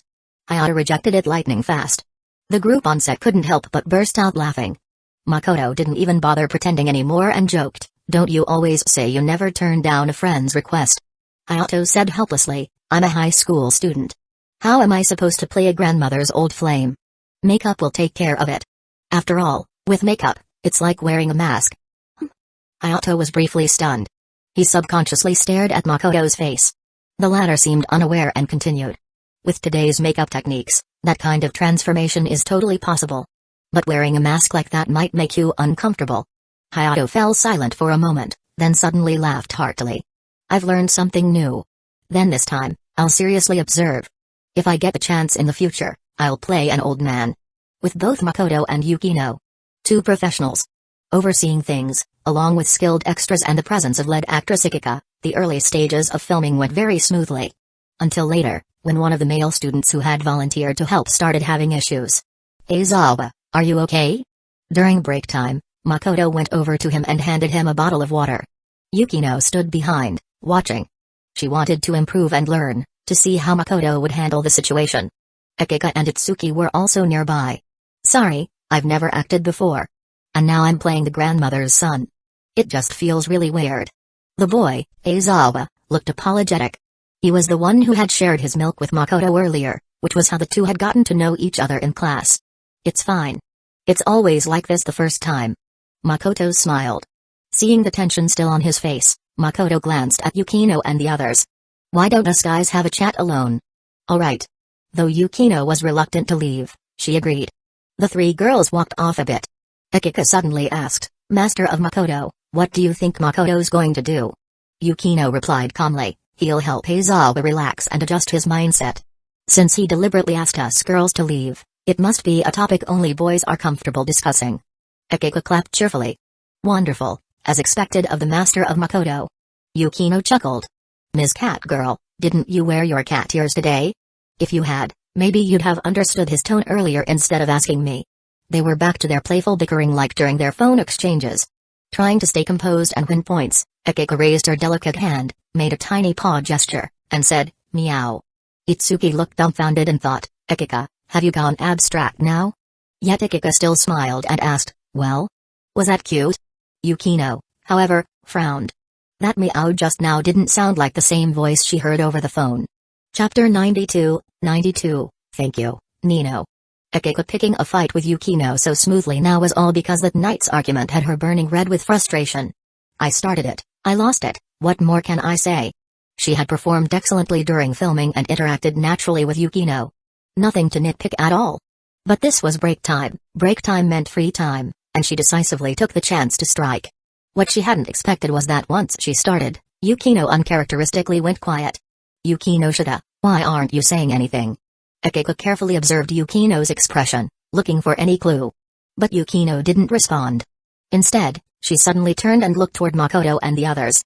After a few seconds, she turned back and asked, so now you can play the catgirl role with a straight face? If that's the case, congratulations. Bullseye. Ikika got excited. What are you congratulating me for? Congratulations on taking another step toward being shameless. I happen to hear someone say that if you want to become a top-tier actor. No, if you want to act well. Being thick-skinned is essential.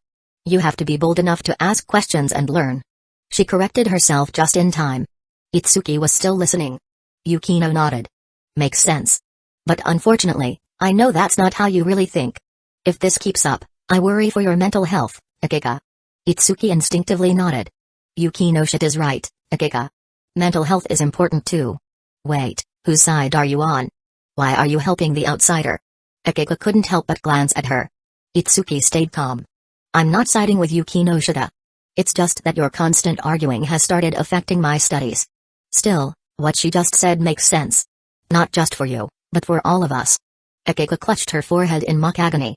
That was such a hard-hitting lecture. Yukino smiled approvingly. I disagree. Itsuki's serious attitude toward important matters is exactly what you should learn from. Itsuki blushed slightly and smiled. Meanwhile, Makoto and the others had figured out why Aizawa was so nervous and underperforming. Yukino was too strict and serious. From the start of filming, she had treated everyone with equally high expectations.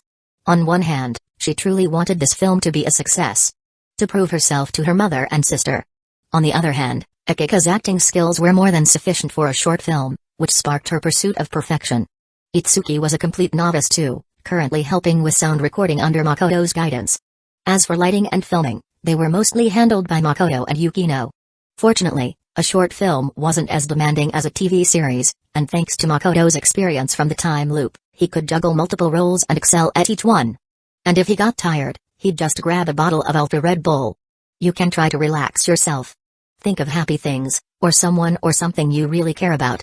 Hayato was helping out and smiled as he added, like, do you have a girl you like? Thinking about her might ease your nerves. Makoto silently nodded. They were at that age. Liking someone was perfectly natural. But Aizawa blushed and said shyly, I don't have a girl I like. Hayato thought for a moment. Then do you have a favorite celebrity? No. Aizawa shook his head again, then quickly added, wait, I do. And then he actually blushed and smiled bashfully. But the more he smiled, the weirder his smile became. Makoto suddenly had a familiar feeling. Hayato and the others were confused. What's with that expression? It's nothing. Aizawa quickly shook his head. Makoto lowered his voice. Is your favorite celebrity a female idol? Yes. Fukada? Shinoda? Heitano? Hiss. Aizawa smiled even more awkwardly. Makoto thought, knew it. So many teachers here worked so hard. Even if students couldn't officially criticize their work, they'd always find a way to watch it. Oh. So that's the kind of celebrity. Hayato and the others understood now. Let's change the topic. Aizawa couldn't handle the vibe anymore. Makoto thought for a moment and decided to take over. The gift from Nino. To activate this buff, he needed strong emotions. That meant adjusting his state of mind. In other words, I have to deceive even myself. After more than 10 seconds of preparation, Makoto's expression grew resolute. Aizawa, I don't know if I should say this. Huh? Just say it. You were the first person to talk to me after school started. We're already friends. Good. Then as a friend, I'll tell you a secret. I'm actually using this short film to build a name for my club. I want to become the new film club at our school. What? Hayato and the others were shocked. Everyone had assumed Makoto was filming for fun or as a hobby, using a club activity to pursue his interest. They hadn't expected he was harboring such grand ambitions. You're seriously going to form a new film club? Hayato was the most surprised. He and Makoto had joked about it before, but neither had taken it seriously. That's right. I'm going to replace them and become the new film club. At that moment, Makoto's aura was like the legendary D from a movie. The growing commotion caught the attention of Yukino and the others. And since Makoto made no effort to lower his voice, everyone present could hear him clearly. I know you're afraid of messing up, of lacking confidence because you're a beginner. But do you know? Itsuki was also participating in this kind of activity for the first time. When I first brought it up, she was scared too. But later, she practiced every day, and today, she did the sound work perfectly. Itsuki's mouth hung open in surprise. She didn't know why she was suddenly mentioned and felt a little shy. Makoto continued, you all know Yukino Shida. She's outstanding in both academics and appearance. She never cares about other people's doubts. This is also her first time doing something like this, yet she used all her free time to practice seriously over and over. And today, her performance was just as flawless. Not far away, Yukino's eyes sparkled. What are you, spying on me at home? Akika, on the other hand, thought eagerly, my turn's next. But then Makoto shifted his tone, speaking gently, it's normal to feel fear and self-doubt. If you asked me to do something I've never done before, I'd be scared too. But if you bravely give it a try and keep practicing, you'll definitely gain something. He was like a kind elder encouraging a timid junior. Being brave doesn't mean you're fearless. It means moving forward despite the fear. Just like a flame swaying in the wind but never going out, true courage shines brightest under pressure. Though his tone was gentle, it was filled with resolve. Even passers-by near the building stopped in their tracks. Hayato and the others were completely stunned. They couldn't believe how seriously Makoto was taking this. More importantly, they could feel their fighting spirit stirring inside. Chapter 93, thank you, Nino. 2. Makoto placed a hand on Aizawa's shoulder, his tone still gentle. Courage isn't about waiting for the storm to pass, it's about learning to dance in the rain. Don't let fear hold back your steps. Aizawa's expression gradually turned resolute. Not only had he changed, but Yukino and the others were the same. Nino's gift was now in effect. I understand now. I'll do my best.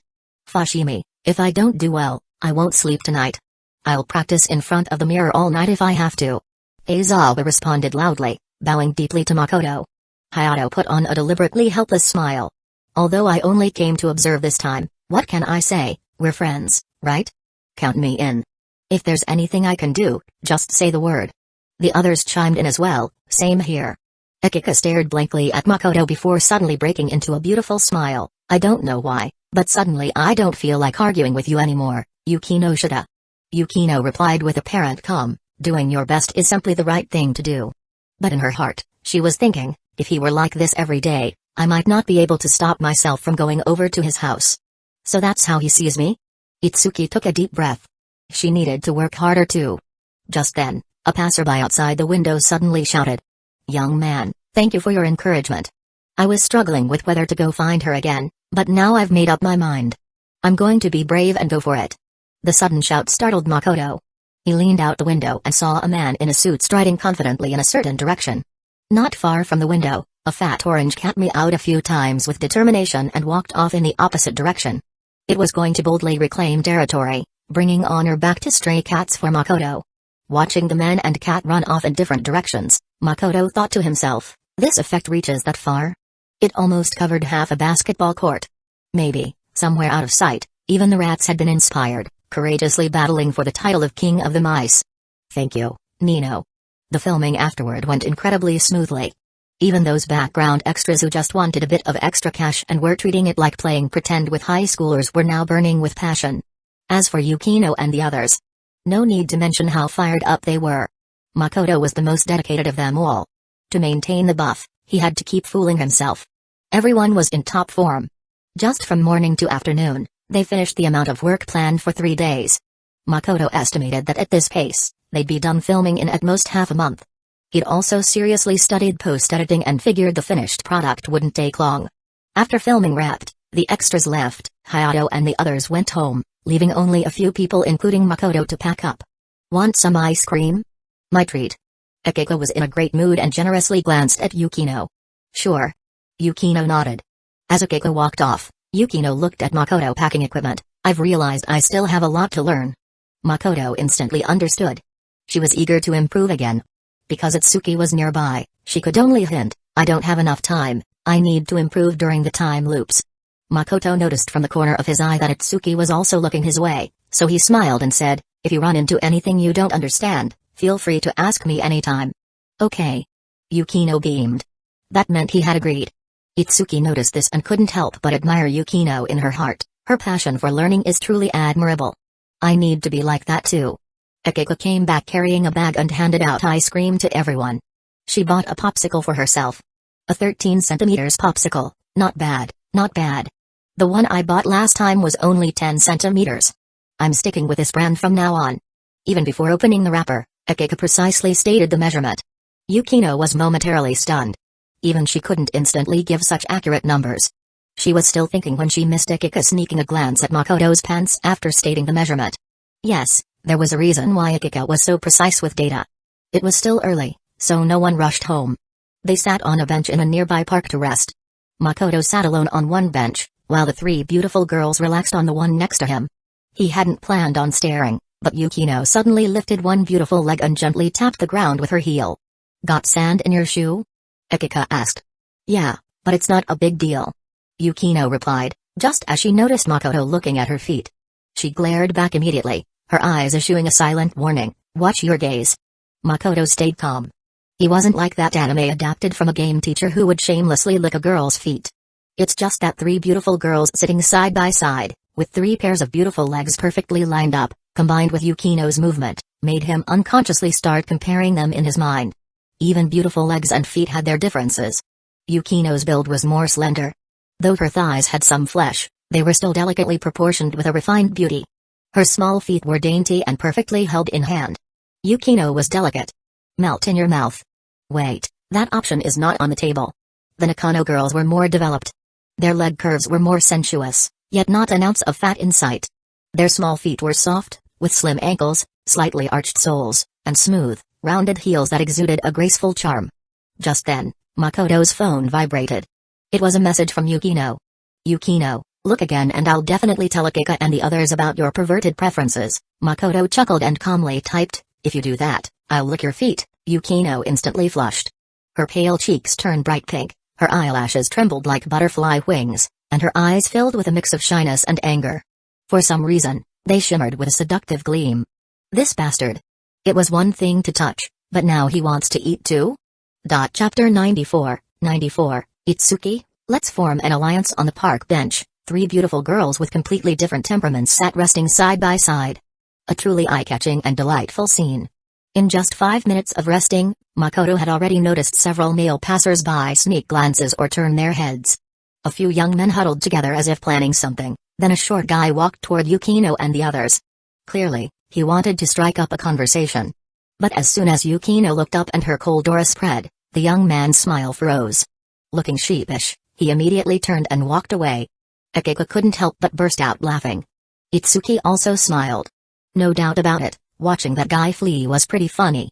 Yukino, on the other hand, was calm as ever. "I'm done resting. What about you two?"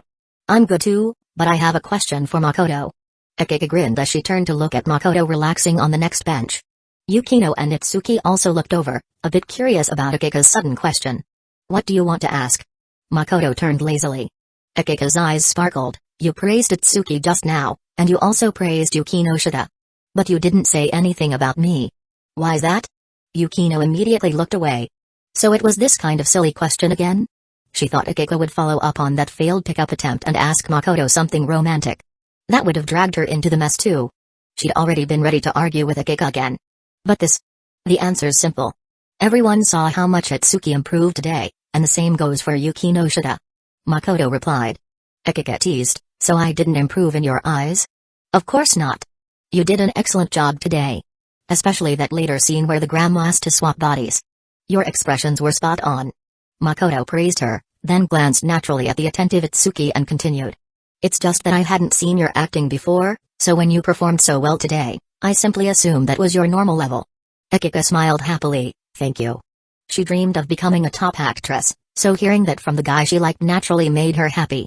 Was today's performance her normal level? Akika knew it wasn't. If anything, she had been inspired by Makoto. His encouragement had made her bold and determined, which pushed her to perform beyond her usual self. Though even she couldn't explain exactly why she'd suddenly become so brave. She wasn't the only one with that question. Yukino and Itsuki also recalled how they had felt earlier. They remembered clearly how decisive they'd been, without even a hint of fear or hesitation. Just charge forward bravely. JPG Both Yukino and Itsuki liked that version of themselves. And they both knew that it was Makoto who made it possible. No one in the crew had worked harder than he did today. Even now, Yukino was a bit surprised. When that guy fully committed to a role, the determination and conviction he showed were genuinely attractive. After resting long enough in the park, everyone headed home. But Yukino didn't leave right away. Instead, she followed Akika and Itsuki. Naturally, this confused the two girls. "Yukino Shida, I thought you lived the other way?" Akika asked. Yukino nodded. "I have something to ask you." "Oh? Go ahead then. As long as I know the answer, I absolutely won't tell you." Akika replied playfully. Itsuki rolled her eyes, thinking, "You two aren't going to argue again, are you?" But Yukino wasn't interested in jokes. She calmly asked, "Akika, do you really like playing cat girls?" Akika paused, then teased, "Why are you so interested in cat girls? Don't tell me you've thought about it too?" "I'm being serious." "Eh? Fine, fine. I'll give you a serious answer then. If you hadn't brought up cat girls, I wouldn't have even thought about it." Just as I suspected. Yukino's eyes darkened. She'd made a mistake in judgment. Last time, she'd heard a very obvious fake cat meow over the phone. Because Akika was always provoking her, she had naturally assumed it was Akika making the sound. But earlier, when Akika openly meowed, she realized she might have been wrong. This is a preconceived mistake. Although Yukino was intelligent and outstanding, she was still just a high school student. She could make mistakes too.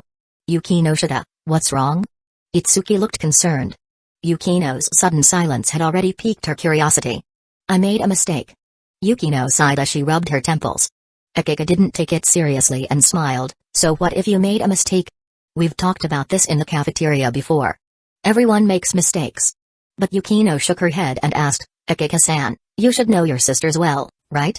Do you happen to know which one of the other four has a hobby of pretending to be a cat girl? Question marks simultaneously appeared on the faces of Akiko and Itsuki. Seeing this, Yukino realized her explanation wasn't clear enough, so she elaborated. A few days ago, I was on the phone with Fushimi discussing the shooting schedule. During the call, I distinctly heard a girl make a cat-like sound. In the past, she would never have brought this up. But now she was confused herself, wanting to get to the bottom of it and correct her mistake caused by preconceived assumptions. This kind of thing really happened? Akiko's heart sank, and her expression turned a bit grim. Itsuki was equally shocked. Because no matter how you looked at it, this whole thing sounded kind of lewd. Whose subordinate had become such a pervert? Wait a second. Yukino had just said the other four. That meant she was suspecting us? Itsuki's mind began racing. She believed she knew her older sisters well, but she still couldn't imagine any of them boldly pretending to be a cat girl. If she had to pick one, she thought only Akiko could possibly do something like that. So she asked tentatively, Akiko, was it you? Akiko let out an exasperated laugh. Why would you ask that? If it were me, I'd buy a full cat girl outfit and proudly show it to all of you. After all, it would be a great opportunity to declare ownership. Yukino then added, although I didn't hear clearly that day, I'm sure the person wasn't Akiko-san. Itsuki thought for a moment. Yukino-san, when exactly did you hear the sound? Yukino pulled up her call log and showed it to the two of them. Akiko looked thoughtful. At that time, I think I was taking a shower. Itsuki, however, fell silent. As soon as she saw the call time, she instantly knew the answer. It was Nino. She had personally seen Nino drag Makoto into her bedroom. So it turns out, Nino wasn't just sneaking him to herself. She was also meowing. And this whole act had already been noticed by Yukino and Akiko. Yukino asked straightforwardly, Itsuki-san, do you know who it is? Itsuki averted her eyes, pressed her lips together, and didn't answer. Even though she knew who the cat girl was, she also knew how easily irritable and tsundere Nino could be, so for the sake of her sister, she decided not to say anything for now. Otherwise, once Akiko got home and confronted Nino, the whole house would be in chaos again. Yukino looked at Itsuki's guilty expression and suddenly said, I see. Since you don't want to say, I'll investigate it myself. She was always clever.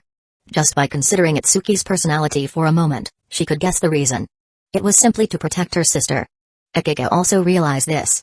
She deliberately teased, Itsuki, it was you, wasn't it? As if. Itsuki denied it with a red face. She couldn't even imagine herself meowing, let alone doing it in front of Makoto. Wait a minute. Now that she thought about it, when did Nino get so shameless? She didn't seem like someone who could do that kind of thing. Or were she and Makoto playing some kind of mysterious game? The more Itsuki thought about it, the more flustered she got just from her imagination. After the group parted ways, Itsuki was silent the whole way. Meanwhile, Akiko had her brain working full throttle, secretly observing Itsuki's expression. When she was sure the girl had spaced out, she suddenly asked, it was Nino, right? Eh? Itsuki froze, instinctively trying to change the topic. But Akiko didn't give her the chance. I knew it. It was Nino. She even spoke in an unusually gentle tone, I understand what you're thinking. Don't worry, I won't fight with Nino. Really? Itsuki looked pleasantly surprised. Akiko beamed. I absolutely won't fight with her. That night, when the others weren't in the living room, Akiko knocked on Nino's bedroom door. When Nino opened the door in her tracksuit, Akiko pulled out her phone and showed her a very cute picture of a cat. Isn't it adorable? Nino frowned. What's wrong with you? Akiko smiled sweetly. Kittens are cute. Especially their soft, adorable meows. Those are even cuter. Then, staring into Nino's stunned face, she whispered, Nino, can you give me a little meow? Nino froze. The next second, her fair little face turned crimson, her eyes filled with visible embarrassment. I don't know what you're talking about. Bang. She slammed the door shut in a flustered panic and hid away. She was panicking. Only then did Akiko feel a little less stifled inside. Her sister meowing like a cat to a boy behind her back. That really pissed her off. Especially when that boy was someone she liked. Given what she knew about Nino, it was easy to deduce that her meowing definitely wasn't normal. Either Makoto's massage technique was too good, and Nino was purring under his hands. Or she felt something. Or to put it another way, the little bin was controlling the big head. Akiko loved using different ways to describe things. She had promised Itsuki not to fight with Nino, so she didn't. She just showed her a cute kitten picture. And sometimes, different ways of describing things led to unexpected outcomes. She picked up her phone and messaged Yukino, "I've found the culprit who was meowing. Yukino, if possible, I'd prefer it if you used more appropriate adjectives. Akika, I remember you know how good Makoto's massages are. So tell me honestly, have you ever meowed because of one? Yukino, you're so dumb I don't even want to talk to you." She's mad. Score 1. Akika was proud of her cleverness. But then she thought. Yukino hadn't denied it directly. Did that mean? Did it actually happen? She suddenly had a headache. When facing her sister, she was confident of winning. But when it came to the formidable Yukino, she lacked confidence. I need reliable allies. Akika looked toward Itsuki's bedroom. She was close with Yukino and was also her own sister. If she didn't have feelings for Makoto, she'd make the perfect undercover ally. So Akika opened Itsuki's door and gently invited her, "Itsuki, let's form an alliance." Meanwhile, Nino was rolling around on her bed in shame. It took a while for her to barely regain her composure. "Damn you, Akika. I'll strike back. But if I want to fight back, I can't do it alone." Nino immediately thought of Itsuki, who was in the same club as Akika. Most importantly, Itsuki loved food. And that was something Nino could definitely provide. Chapter 95, Yumiko's sexy aura. Over the next week or so, Makoto was basically running back and forth between school and the film crew. Naturally, Yukino and the others accompanied him. To keep up the shooting pace. And to keep Yukino's team boosted. Makoto would always give himself a pep talk before shooting and activate Nino's gift. As a result, his team always stayed pumped with energy. Even more fired up than the little tyrant of Jiangdong. During the filming, Makoto also noticed something interesting. Besides Mayu frequently visiting the set, Nino would occasionally drop by with hot soup and snacks. But once she sat down, she would take any chance to chatter non-stop with Itsuki during breaks. At first, Makoto didn't think much of it, but over time, even Akika occasionally pulled Itsuki aside for private talks, which finally caught his attention. "I've been getting so many delicious treats lately." When Makoto asked about it, Itsuki looked a little embarrassed. Akika would give her carefully selected gourmet snacks. She called it Akika's choice. Nino would cook for her herself. Whether it was sweets or anything else, Nino was a master. Thanks to the sisterly bribery and treats, Itsuki had a wonderful time. But then came the trouble. She realized she'd gained a little weight. Even Yukino had noticed. She even mentioned it casually while chatting with Makoto. "Itsuki-san's diet seems quite good lately." Makoto was speechless. Meanwhile, Miku, ever since she got his contact info that day, hadn't reached out to him online. But when the five sisters came to rest in the clubroom together, she would occasionally chat with him for a bit. Makoto casually brought up the topic of Oda Nobunaga, and right away, Miku's eyes lit up. Yumiko hadn't visited the club these days, but she checked in online almost every day to show concern for Makoto's filming. The reason? She'd overheard some rumors about herself at school. "Mira-san is pretty and popular, but I feel like she lacks common sense." "I feel that way too. Honestly, I don't like her holier-than-thou attitude." "Well, I wouldn't call it that exactly, but she really doesn't seem to consider things from others' perspectives. Sometimes she can't even read the room. She just thinks about herself." School wasn't that big a place, and over time, Yumiko ended up hearing these things. "Do I lack common sense? Can't read the room?" Yumiko started to worry that Makoto might see her the same way. That's why she chose to regularly check in on his film crew. To show how mature she was. "I, Yumiko, am already mature." People gossiping behind her back was annoying at most, but if Makoto thought that way about her, she wouldn't be able to sleep at night. So, she took the chance on a weekend afternoon and called him right after he finished filming. "Do you have time to take photos of me today?" "I do. Should I change clothes and meet you outside?" "No need. Just send me your address. I'll bring some clothes over." "Huh?" Makoto, holding his phone in surprise, didn't expect that at all. Then something dawned on him, and he asked, just to check. "What kind of photos are we talking about today?" The line went quiet. After a moment, she spoke shyly, but tried to sound casual, just something a bit more private. "Photos just for my own collection." "Private photos?" Makoto got the message. With Yumiko's figure, private photos would certainly turn out great. He said immediately, "No problem on my end." "Then send me your address." "Oh, and do you want something to drink?" "I can pick something up on the way." Yumiko was showing her thoughtfulness. "I don't need anything to drink, but there's one thing you must bring." "What is it?" "Stockings." "Eh?" A moment later, she agreed. Makoto looked forward to it. After sending his address, he got up to check the fridge. Seeing there was enough food for two, he gave up on the idea of shopping for groceries. Earlier, Mayu had sent him a voice message. She was staying overnight at Hiratsuka Shizuka's place today. Since Shizuka's failed matchmaking date, Mayu had used her gentle personality to become close friends with her. According to Mayu, Shizuka used to smoke a lot, but lately, under her influence, she was seriously trying to quit. If she can even quit smoking, Matsuke's sensei really has gotten through to Hiratsuka Shizuka. Makoto was impressed. He didn't smoke himself, not even before coming to this world, but he knew how hard it was to quit. Before long, Yumiko arrived. Still in her school uniform, she carried a delicate bag. Probably with a few outfits inside. Makoto invited her into the living room and teased, "I thought you'd get dressed up and come in a different outfit." Yumiko smiled confidently. "I need to leave you with an image of me in my uniform first. That way, when I change into the other outfit, you'll be more inspired while shooting." Makoto was surprised. "Where did you pick up that tip?" "I've been studying seriously lately." Seeing his reaction made Yumiko even happier. She had come prepared. "Shall we start now? How about the living room?" Makoto took out his camera. Yumiko's gaze shifted. "Can I check out your bedroom?" She was already here. If she didn't go into his bedroom, wouldn't that be a wasted opportunity? A girl visiting a guy's house and a girl entering his bedroom are two very different things.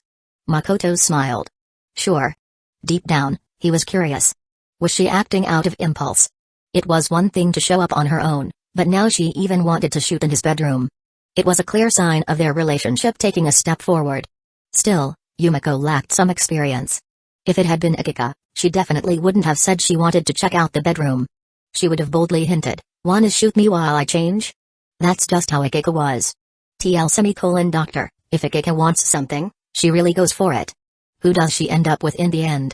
No guarantees. Makoto's bedroom wasn't very big, but Yumiko examined it closely upon entering. She nodded in satisfaction now and then like some kind of professional bedroom critic. "It's cleaner and neater than I expected. Looks like you clean often," she commented. Makoto asked playfully, "Now that your tour is over, should we head back to the living room for the shoot?" "Don't worry, I'll close all the curtains. No one will see anything." Yumiko said generously, "Let's shoot in your bedroom.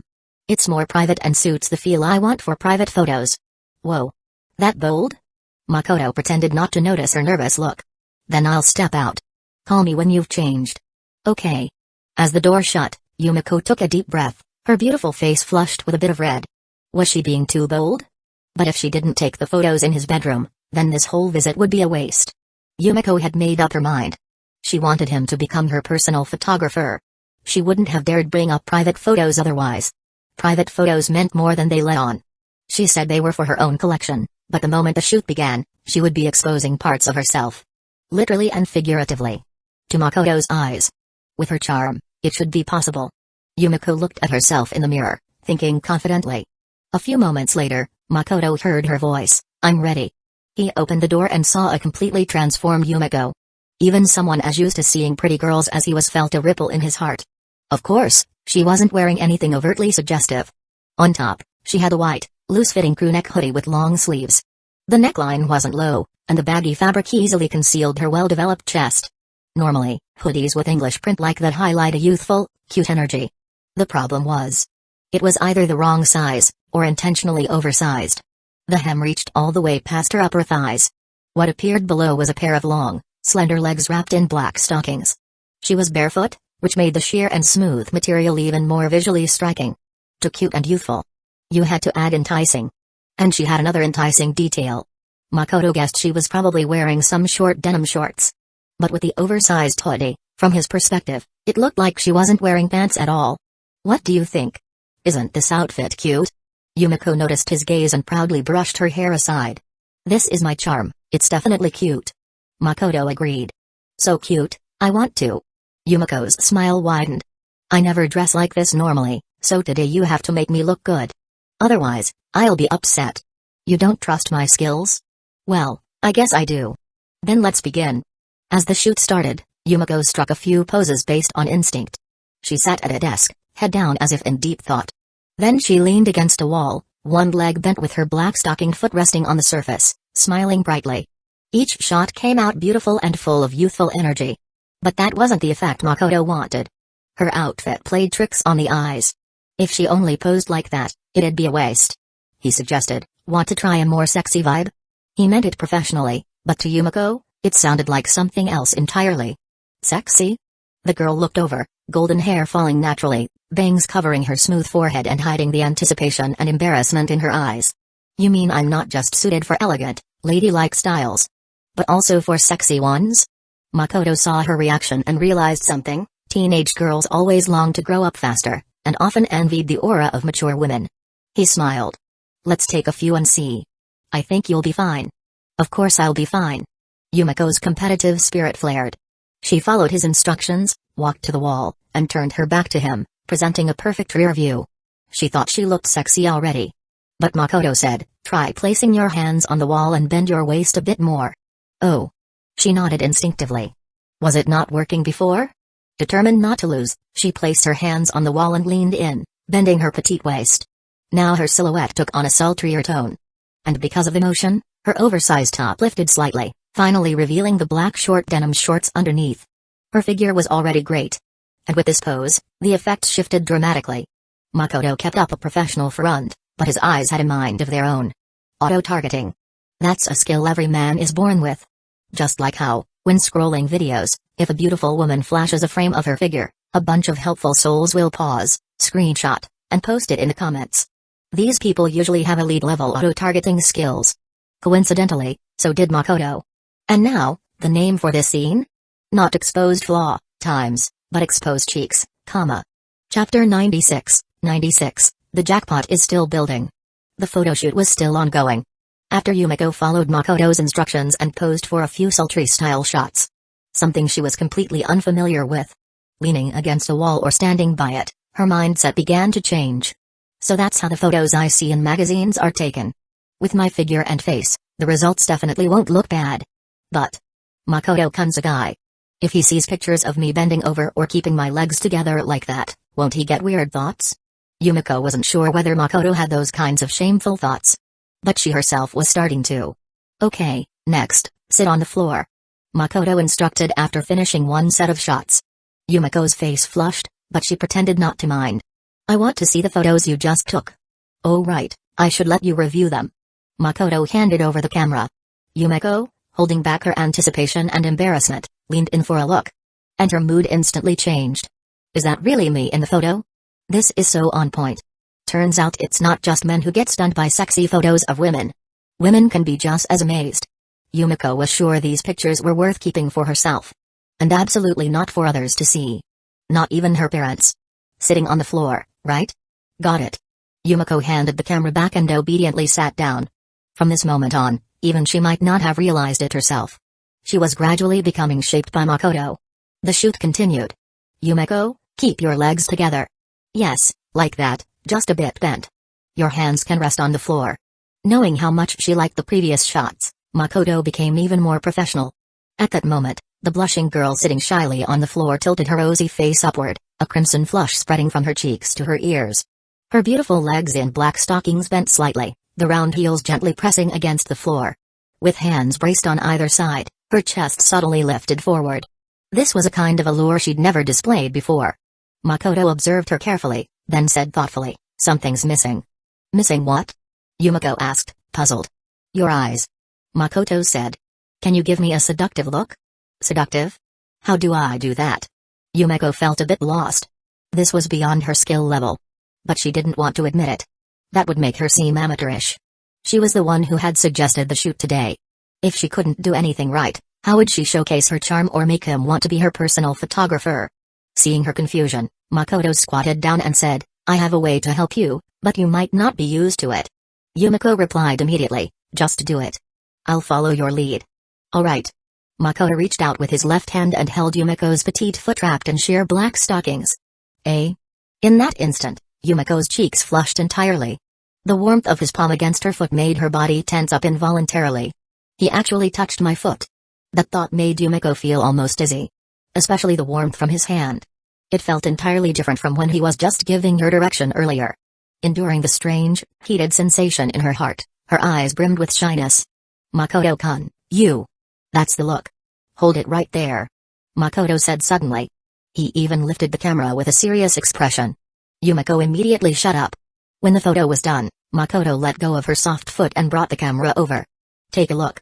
Yumeko, still blushing, leaned in to see. Then froze a little. That nearly melting look in her eyes was seriously seductive. He really knows how to shoot. What do you think? Makoto asked. Still staring at the photo, Yumeko instinctively replied, I want to keep this one. This version of herself. Even she thought it looked amazing.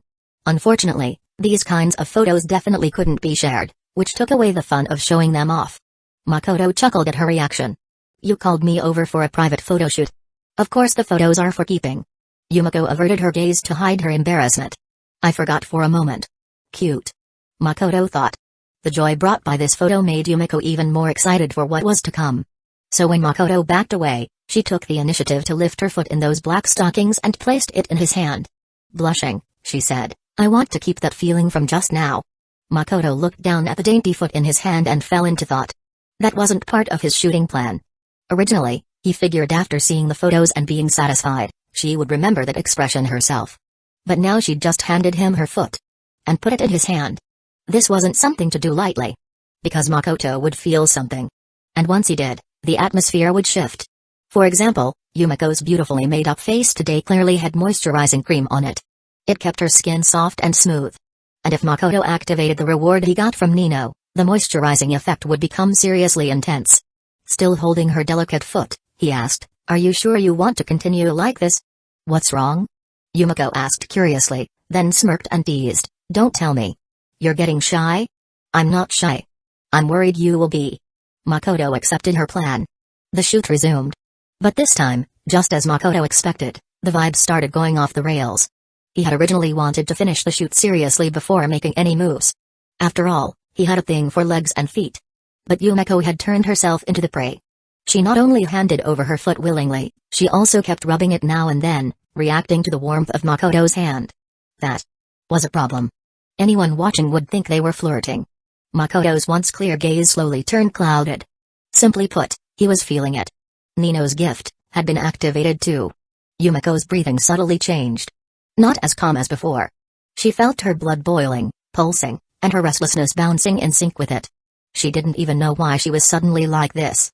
Makoto's hand warmth was something she now felt addicted to, greedy for. That warmth expanded rapidly, rushing through her heart. Without iron willpower, this sensation was impossible to resist.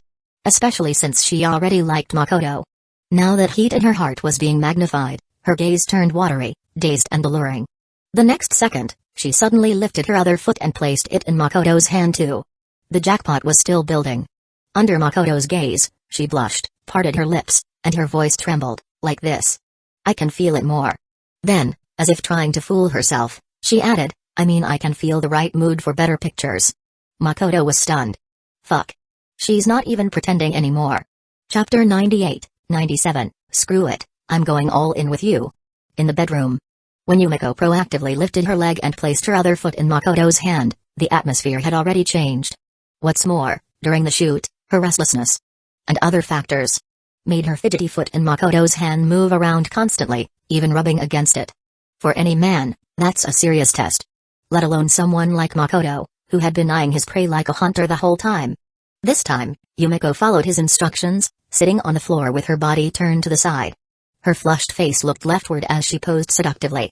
Originally, she should have had her black stockinged legs stretched straight out. That would have photographed best. But because of the heat building in her chest, Yumeko found that only resting her foot in Makoto's warm palm could slightly ease the feeling. So instead of keeping her legs together, she used her feet to occasionally rub against Makoto's hand. Which reminded Makoto of a certain classic dirty quote, I'll just rub it a bit. Yumeko was probably telling herself the same thing, just a little, he won't get the wrong idea. At this point, Makoto lowered his camera and sighed like he was troubled. You're making things really difficult for me. Eh? Why? Yumeko obviously knew, but pretended not to.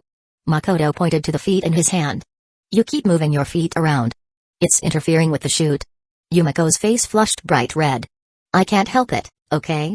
You can't expect me to keep holding my legs up the whole time. I'll cramp up. Whoa, you even prepared an excuse in advance? Makoto couldn't help but chuckle. Even if there's some logic to what you're saying, if you want to keep shooting, you can't keep doing that. What do you mean? You mean I can't snuggle up to you? No problem, I'll do my best not to. Yumiko replied quickly. But Makoto shook his head. What I mean is, you can't put your feet on me anymore. Yumiko fell silent. She had already guessed that. But if she had to pull her feet back, the unbearable urge within her would be hard to contain.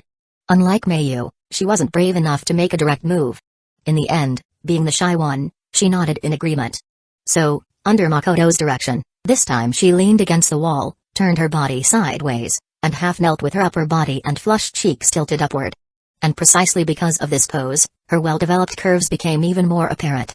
The short denim shorts under her loose top also came into view on camera. As everyone knows, those short denim shorts are extremely tight-fitting. Which means, if you don't have a good figure, wearing shorts like that will only reveal how lacking your body is. But Yumiko was different. Even with just a slight arch of her hips in this teasing pose, she already had the look of a plump, round ball. Perhaps the heat within her was becoming unbearable again, and since she couldn't feel Makoto's warmth this time, her gaze grew more hazy, carrying a subtle allure. Just as Makoto was acting with professional seriousness and had snapped a photo, she mischievously changed her pose. She arched her back even more. What was amusing was that after doing it, she sneaked a glance at Makoto. When their eyes met, she immediately turned her head like a little hamster who had secretly stolen her owner's cake. Makoto held back his laughter and asked, "You're doing things on your own again, you know that?" Yumiko blinked guiltily. "Really? I just thought that pose was too tiring. This one's more relaxing." "Relaxing? This is clearly more tiring, okay?" Makoto immediately raised his hand and gave her round hip a smack. "Ah!" Yumiko yelped, her face reddening as she gave him a glare that was both shy and annoyed. "What was that for?" "Makoto, if you don't behave, you get punished. But you can't just hit my..." "Yumiko, you seem to be forgetting something. Every minute you waste delays the moment you get the photos you want." I get it." Yumiko bit her lip, mumbling in embarrassment, "I'll behave, just don't hit me again." The more she spoke, the softer her voice got. But only she knew. When Makoto smacked her just now, she actually felt extremely excited. It was like the heat in her chest had been released for a second, bringing a moment of bliss. Even if it was just for 1 second, she was already addicted. So although she agreed obediently and told him not to hit her again, during the rest of the shoot, her little provocations only increased. As if she were silently telling Makoto, "Come on, punish me again." In other words, the lower house overwhelmingly suppressed the upper house. As a professional photographer, Makoto naturally wouldn't indulge someone so disobedient. He put down the camera and rolled up his sleeves. 5 minutes later, Yumiko lay on the ground, face flushed, eyes sparkling, her entire expression filled with lazy, sultry charm that practically overflowed. Just now, she had paid the price for her disobedience. She got spanked. But she was happy about it. And satisfied. Though she still felt it wasn't enough. That itching, restless feeling inside hadn't gone away yet. Yumiko slowly pushed herself up from the floor, her gaze distant, yet she still muttered, "I'm not going to forget that you hit me today." Makoto couldn't help but laugh. "I have to say, this pouty, stubborn look of yours is a whole different kind of adorable." "Really?" Yumiko's pretend pouting face immediately faded, replaced with a touch of pride. So in his heart, she really was cute. Really was attractive. But the next second, she suddenly frowned, clutching her stomach with an uneasy expression. "What's wrong?" Makoto was concerned, but also confused. "I hit her in the back, why is she holding the front?" Yumiko clutched her belly and mumbled awkwardly, "I think I drank too many cold drinks. I was at a cafe with friends all afternoon." Makoto understood. She probably had more than just one drink, and they likely snacked too. With a mix of cold and hot foods, it was no surprise her stomach started protesting. "Let's call it a day then." Makoto helped her to a chair and even helped her put her shoes back on. Watching him do all that, Yumiko's cheeks grew hot, and her heart swelled with joy. This feeling of being cared for was simply wonderful. She gazed at him, eyes soft. The restlessness in her chest hadn't faded. Impulsively, she whispered, "Actually, I'm fine. I can just massage it a bit myself." Makoto, who had just placed the camera on the table, froze. Why specifically mention massage it a bit? He turned to look back at her. Seeing the girl trying to act nonchalant, though clearly hopeful, he instantly understood. "Want me to do it?" he asked as he walked over. Yumiko didn't hesitate for even a second. She even secretly made a peace sign in her heart. Finally, she could relax again. Aside from when she was being punished, the rest of the time had felt like unbearable torment. Chapter 99, 98, Screw it, I'm going all in with you. 2. Makoto knelt in front of Yumiko and gently brushed away her small, delicate hand. Yumeko obediently didn't resist. She thought he'd just massage her stomach over her clothes.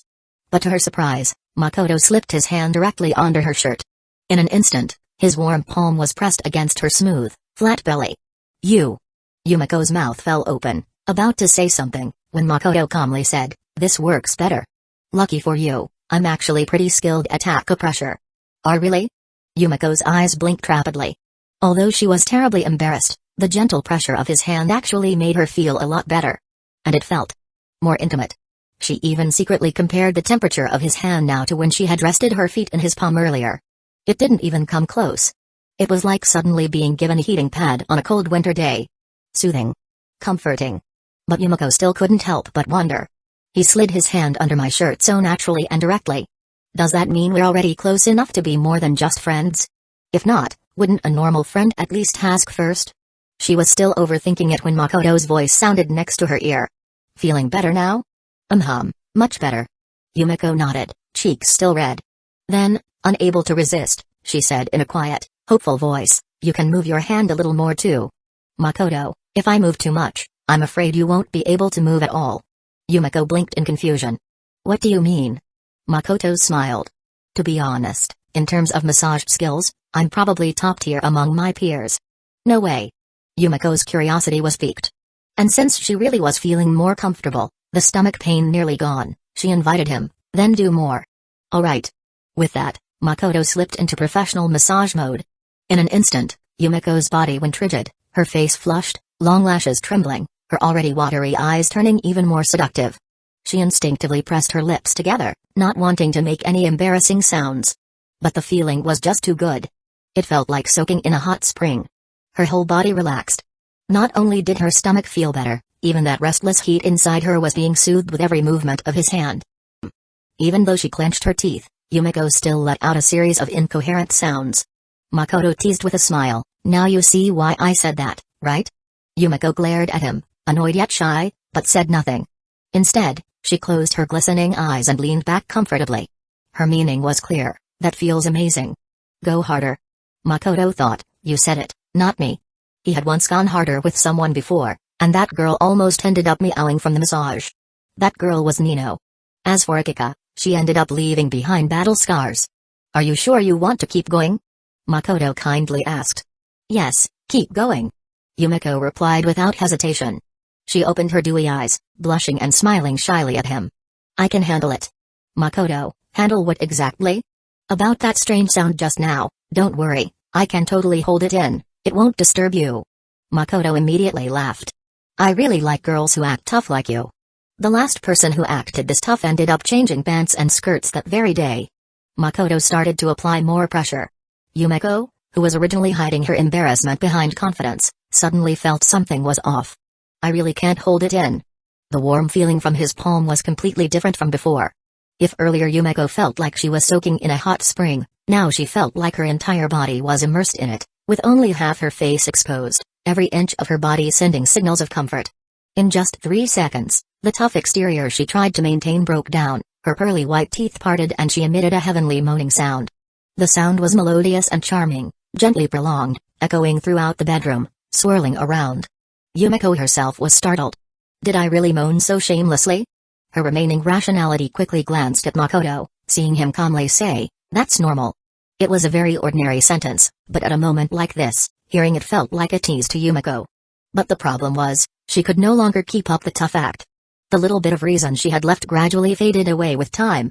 At this moment, her beautiful legs in black stockings were crossed, her slippers had been kicked off at some point, her small feet unconsciously raised. Through the thin stockings, her smooth, fair toes curled adorably, moving slightly. Her breathing became rapid, her red lips constantly opening and closing. Her teeth tried to bite her lips to stop herself from being so embarrassed, but in the end, she couldn't. She lost control again. This time, she didn't even have the presence of mind to observe Makoto's reaction. Because she just couldn't take it anymore. Really couldn't take it. During the shoot earlier, she had already felt a surge of impulse. And now that Makoto was pressing harder as she requested, the urge inside her grew even stronger, erupting like a volcano, uncontrollable. The influence brought by Nino's gift hadn't completely faded away, and now it added to this new impulse. With this strong agitation, she stared intensely at Makoto's face with her glazed eyes. She was still making one last effort to endure. Just then, a phone rang. It was Makoto's phone. The screen displayed the contact name Akika. The sudden ringtone was like a fuse detonating her reason. Yumiko suddenly pressed down on Makoto's hand. She wasn't stopping him from continuing to massage her, but from answering the call. The next second, she lowered her head and forcefully kissed him with eyes full of charm. "Forget it, I'm going all out," the girl thought impulsively. The prize pool that had been accumulating finally paid out. At this moment, the phone kept ringing. Chapter 199, The Boss Enters Phase 2. The kiss was so sudden that the instant Yumiko acted, she felt a bit of regret. But she didn't regret giving the kiss itself. She regretted being so reckless. How could a first kiss be so hasty? And if I do this, will Makoto think I'm too easy and dislike me? The thought popped into her mind, but she couldn't think anymore. Her emotions flooded her brain like a tide. Thinking? She was lucky not to become a stiff marionette. Whether it was the agitation inside her, the first awakening of love, or just this impulse, at this moment it all found satisfying release. At the same time, she was surprised by one thing: the romantic scenes she'd seen on TV, where the leads kiss and become unable to hold back, weren't acted out. Even though this was her first kiss and combined with her passionate, bold move, it looked a bit clumsy and slow. But the deep feeling from dramas was truly happening inside her now. Makoto hadn't expected the girl to be so sudden either. He thought Yumiko would first pretend to be calm, ease the awkwardness, test him, and then get ready for a proper attack. But instead, Yumiko went all out immediately. If this was a game, it would be like she skipped all the normal attacks and immediately threw out her ultimate move. Because her action was so sudden, and she was sitting as she leaned forward, Makoto, who was crouching, had to change his hand from pressing her belly to supporting her slender waist. This avoided her losing balance and falling, and also showed with actions, he didn't dislike her sudden impulse. Feeling the warm hand on her waist, she trembled slightly, then closed her dreamy eyes with satisfaction. "I'm not disliked." After receiving that signal, she let go and instinctively wrapped her arms around his shoulders. Only this way could she truly feel his presence and prevent him from answering the phone and running away. Makoto had no idea about this, otherwise, he'd definitely laugh out loud at the thought. Run away? Sorry, I'm in an invincible state now. How could I run? In the bedroom filled with romantic atmosphere, the phone kept ringing, but it didn't affect the two intimate people at all. Yumiko's soft, delicate moans in her breathing sounded very seductive in this sultry atmosphere. Makoto couldn't help but hug her slim waist tighter. They both clearly felt each other's body heat. The girl's shyness was fully shown in her trembling hands that held on tightly, and in her tightly closed black stockinged legs. When the phone stopped ringing, their movements also paused. Yumiko completely lost the confidence she usually had in front of classmates. At this moment, she looked like a little quail constantly dodging, shrinking her head, her shy eyes wanting to look away. But Makoto leaned his forehead against her fair one and deliberately asked, "Is this a response to the punishment just now?" "Huh? And no, it's not." Yumiko hurriedly denied with embarrassment. If she admitted it, wouldn't that mean she was seducing him? Makoto laughed. The girl who usually seemed confident and good at commanding others was surprisingly innocent. She lost her composure and confidence, which gave Makoto an opportunity to attack. Would he miss this chance? Of course not. His hand remained on her slender waist, and he softly said, "If it's not punishment, then it must be a reward." Yumiko didn't know how to respond. "If it's a reward, I feel it's a bit too little," Makoto added. Tears in Yumiko's eyes trembled as she bit her lip and said, "Don't tell anyone about today, or I'll turn against you." She tried to stubbornly show she still had fighting spirit and wasn't so easy to manipulate. But Makoto raised his left hand, gently stroking her flushed cheek. "Be good, listen to me." That sentence again. Damn it, why say that at a time like this? Didn't he know it makes me want to obey? After all, I've come this far. First kiss and all. Her mind was in chaos, and Makoto's face was so close. His warm breath on her face and neck kept her heart racing fast, making it impossible to think clearly. She couldn't dodge, couldn't think, and this whole thing was caused by herself. Also, just like before, she didn't want to keep holding back. "I want to feel good. Not suffer by holding it in." Finally, she shyly closed her eyes. "At worst, I won't turn against you, but you absolutely can't tell anyone." "Eh?" Before she finished speaking, she suddenly exclaimed. Because Makoto had lifted her up in a princess carry. Instinctively, she wrapped her arms around his neck to steady her balance. Now their pose was even more intimate. What are you doing?" She was both embarrassed and flustered, stammering. Makoto suddenly asked, "Have you played games? Like those monster fighting, leveling up games?" Yumiko was taken aback. not understanding why he suddenly brought this up. The girl nodded dumbly, looking quite cute and innocent. I know those kinds of games. Makoto stared at her adorable little face. Since you know, then you should also know some bosses have a second phase. His posture looked like a popular funny meme. Yumiko didn't understand the meaning of phase 2 at first. Until Makoto laid her back on the bed and kissed her again, she finally understood. So this is what they call phase 2. This time, she obeyed and still didn't resist. Because in her heart, she justified it. She was bravely fighting a boss. Meanwhile, Akiko held her phone with a puzzled face, wondering why Makoto wasn't answering. She originally wanted to praise him.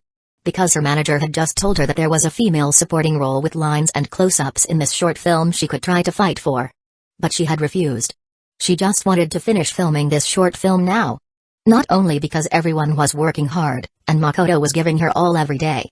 During the filming, after every time Makoto gave a speech, she could feel her state was at its peak. Afterwards, she would remember that feeling and practice her acting privately in front of the mirror. Recently, she has improved very quickly. So she refused her agent's advice, planning to use this period of time to work hard and become stronger. Normally, she could have told Makoto about this online. But after Nino started to become unreliable, she wanted to call Makoto directly and use that as a reason to visit. That way, the cucumber fairy Akiko could shine again. Could he be busy with something important? That can't be. Before, whenever I sent him a message, he always replies quickly. Akiko said, confused. At this moment, Itsuki came over holding some chips. Do you want some? Akiko asked with a bit of amusement. You're sharing the new flavor chips I gave you? Itsuki blushed a little. Seeing Akiko tightly clutching her phone, she changed the subject. What are you doing? I just called Makoto, but he didn't answer. I find that really strange. He didn't answer your call? Then maybe he's busy with something. Itsuki thought nothing more of it. But Akiko shook her head. No, today's filming is done. He should be free at home, unless... She suddenly thought of a possibility. Itsuki also thought of one, unless he's entertaining a friend, and the conversation is so absorbing that he can't pay attention to his phone. Akiko's expression changed slightly. Yukino, is that you? Are you sneaking around again? She quickly sent Yukino a voice message. Itsuki stopped eating chips and sat nervously beside her. They waited a while, but Yukino didn't answer the voice message. The atmosphere suddenly became strange. Seeing Akiko getting more and more uneasy, Itsuki instinctively comforted her. Even though I know Yukino Shita and him are close, that doesn't mean your guess is right. Maybe Yukino Shita is busy too? Akiko asked back, busy with what? Itsuki was at a loss for words. Honestly, she was a bit uneasy too. Just imagining Yukino and Makoto together in an intimate way made her uncomfortable. But in front of her older sister Akiko, she couldn't show it. After all, her sister was also very close to Makoto. Let's wait a bit longer. After dinner, if they still haven't replied, I'll go with you to Makoto's house. Itsuki said kindly. But this remark made Akiko suspicious. Why are you coming with me? After about 10 minutes, Akiko's phone finally buzzed. It was a message from Yukino. Sorry, I was busy earlier. Akiko was about to reply when her phone vibrated again. This time, it was a message from Makoto. Sorry, I was busy earlier, Akiko. Itsuki. Ridiculous. Akiko wanted to slam the table. Yukino, sneaking around is one thing, but now you're even coordinating lines with Makoto? You could at least change one word. Akiko couldn't sit still any longer. I'm going to Makoto's house. I'm skipping dinner. Itsuki stared blankly as her sister quickly left. She instinctively reached out, mouth open, but couldn't say what she wanted. She also wanted to go. What's wrong, Itsuki? I just heard Akiko's voice earlier. Where is she? Nino walked over from the kitchen, apron tied. Itsuki lowered her eyelids, hiding her emotions. Akiko said she's not having dinner at home. Huh? I specially made her favorite dish. She's been working so hard for the club activities, and now she just runs off? Nino crossed her arms, very angry. Akiko wasn't running away, she was going to confront someone. Itsuki lowered her head and stuffed a chip into her mouth. The chips, once tasty, now felt dull. Chapter 101, 100, Overcoming Yukino's Influence. After leaving home, Akiko flagged down a taxi. Although Makoto's house wasn't far, she was very anxious. So much so that it showed clearly on her face. This caused the driver to quietly speed up. As someone experienced, he immediately understood. A young, pretty girl like Akiko getting in with urgent written all over her face, he guessed what was going on. Young people lost and anxious in their first love, huh? Let me lend you a hand. The driver got fired up on his own. Akiko didn't notice at all. She first replied to Makoto on her phone, "I'll tell you next time." Then came the main event. She decisively messaged Yukino, "Were you busy earlier because of Makoto?" Yukino replied quickly this time, "Although I find your assumption a bit strange, it could be understood that way."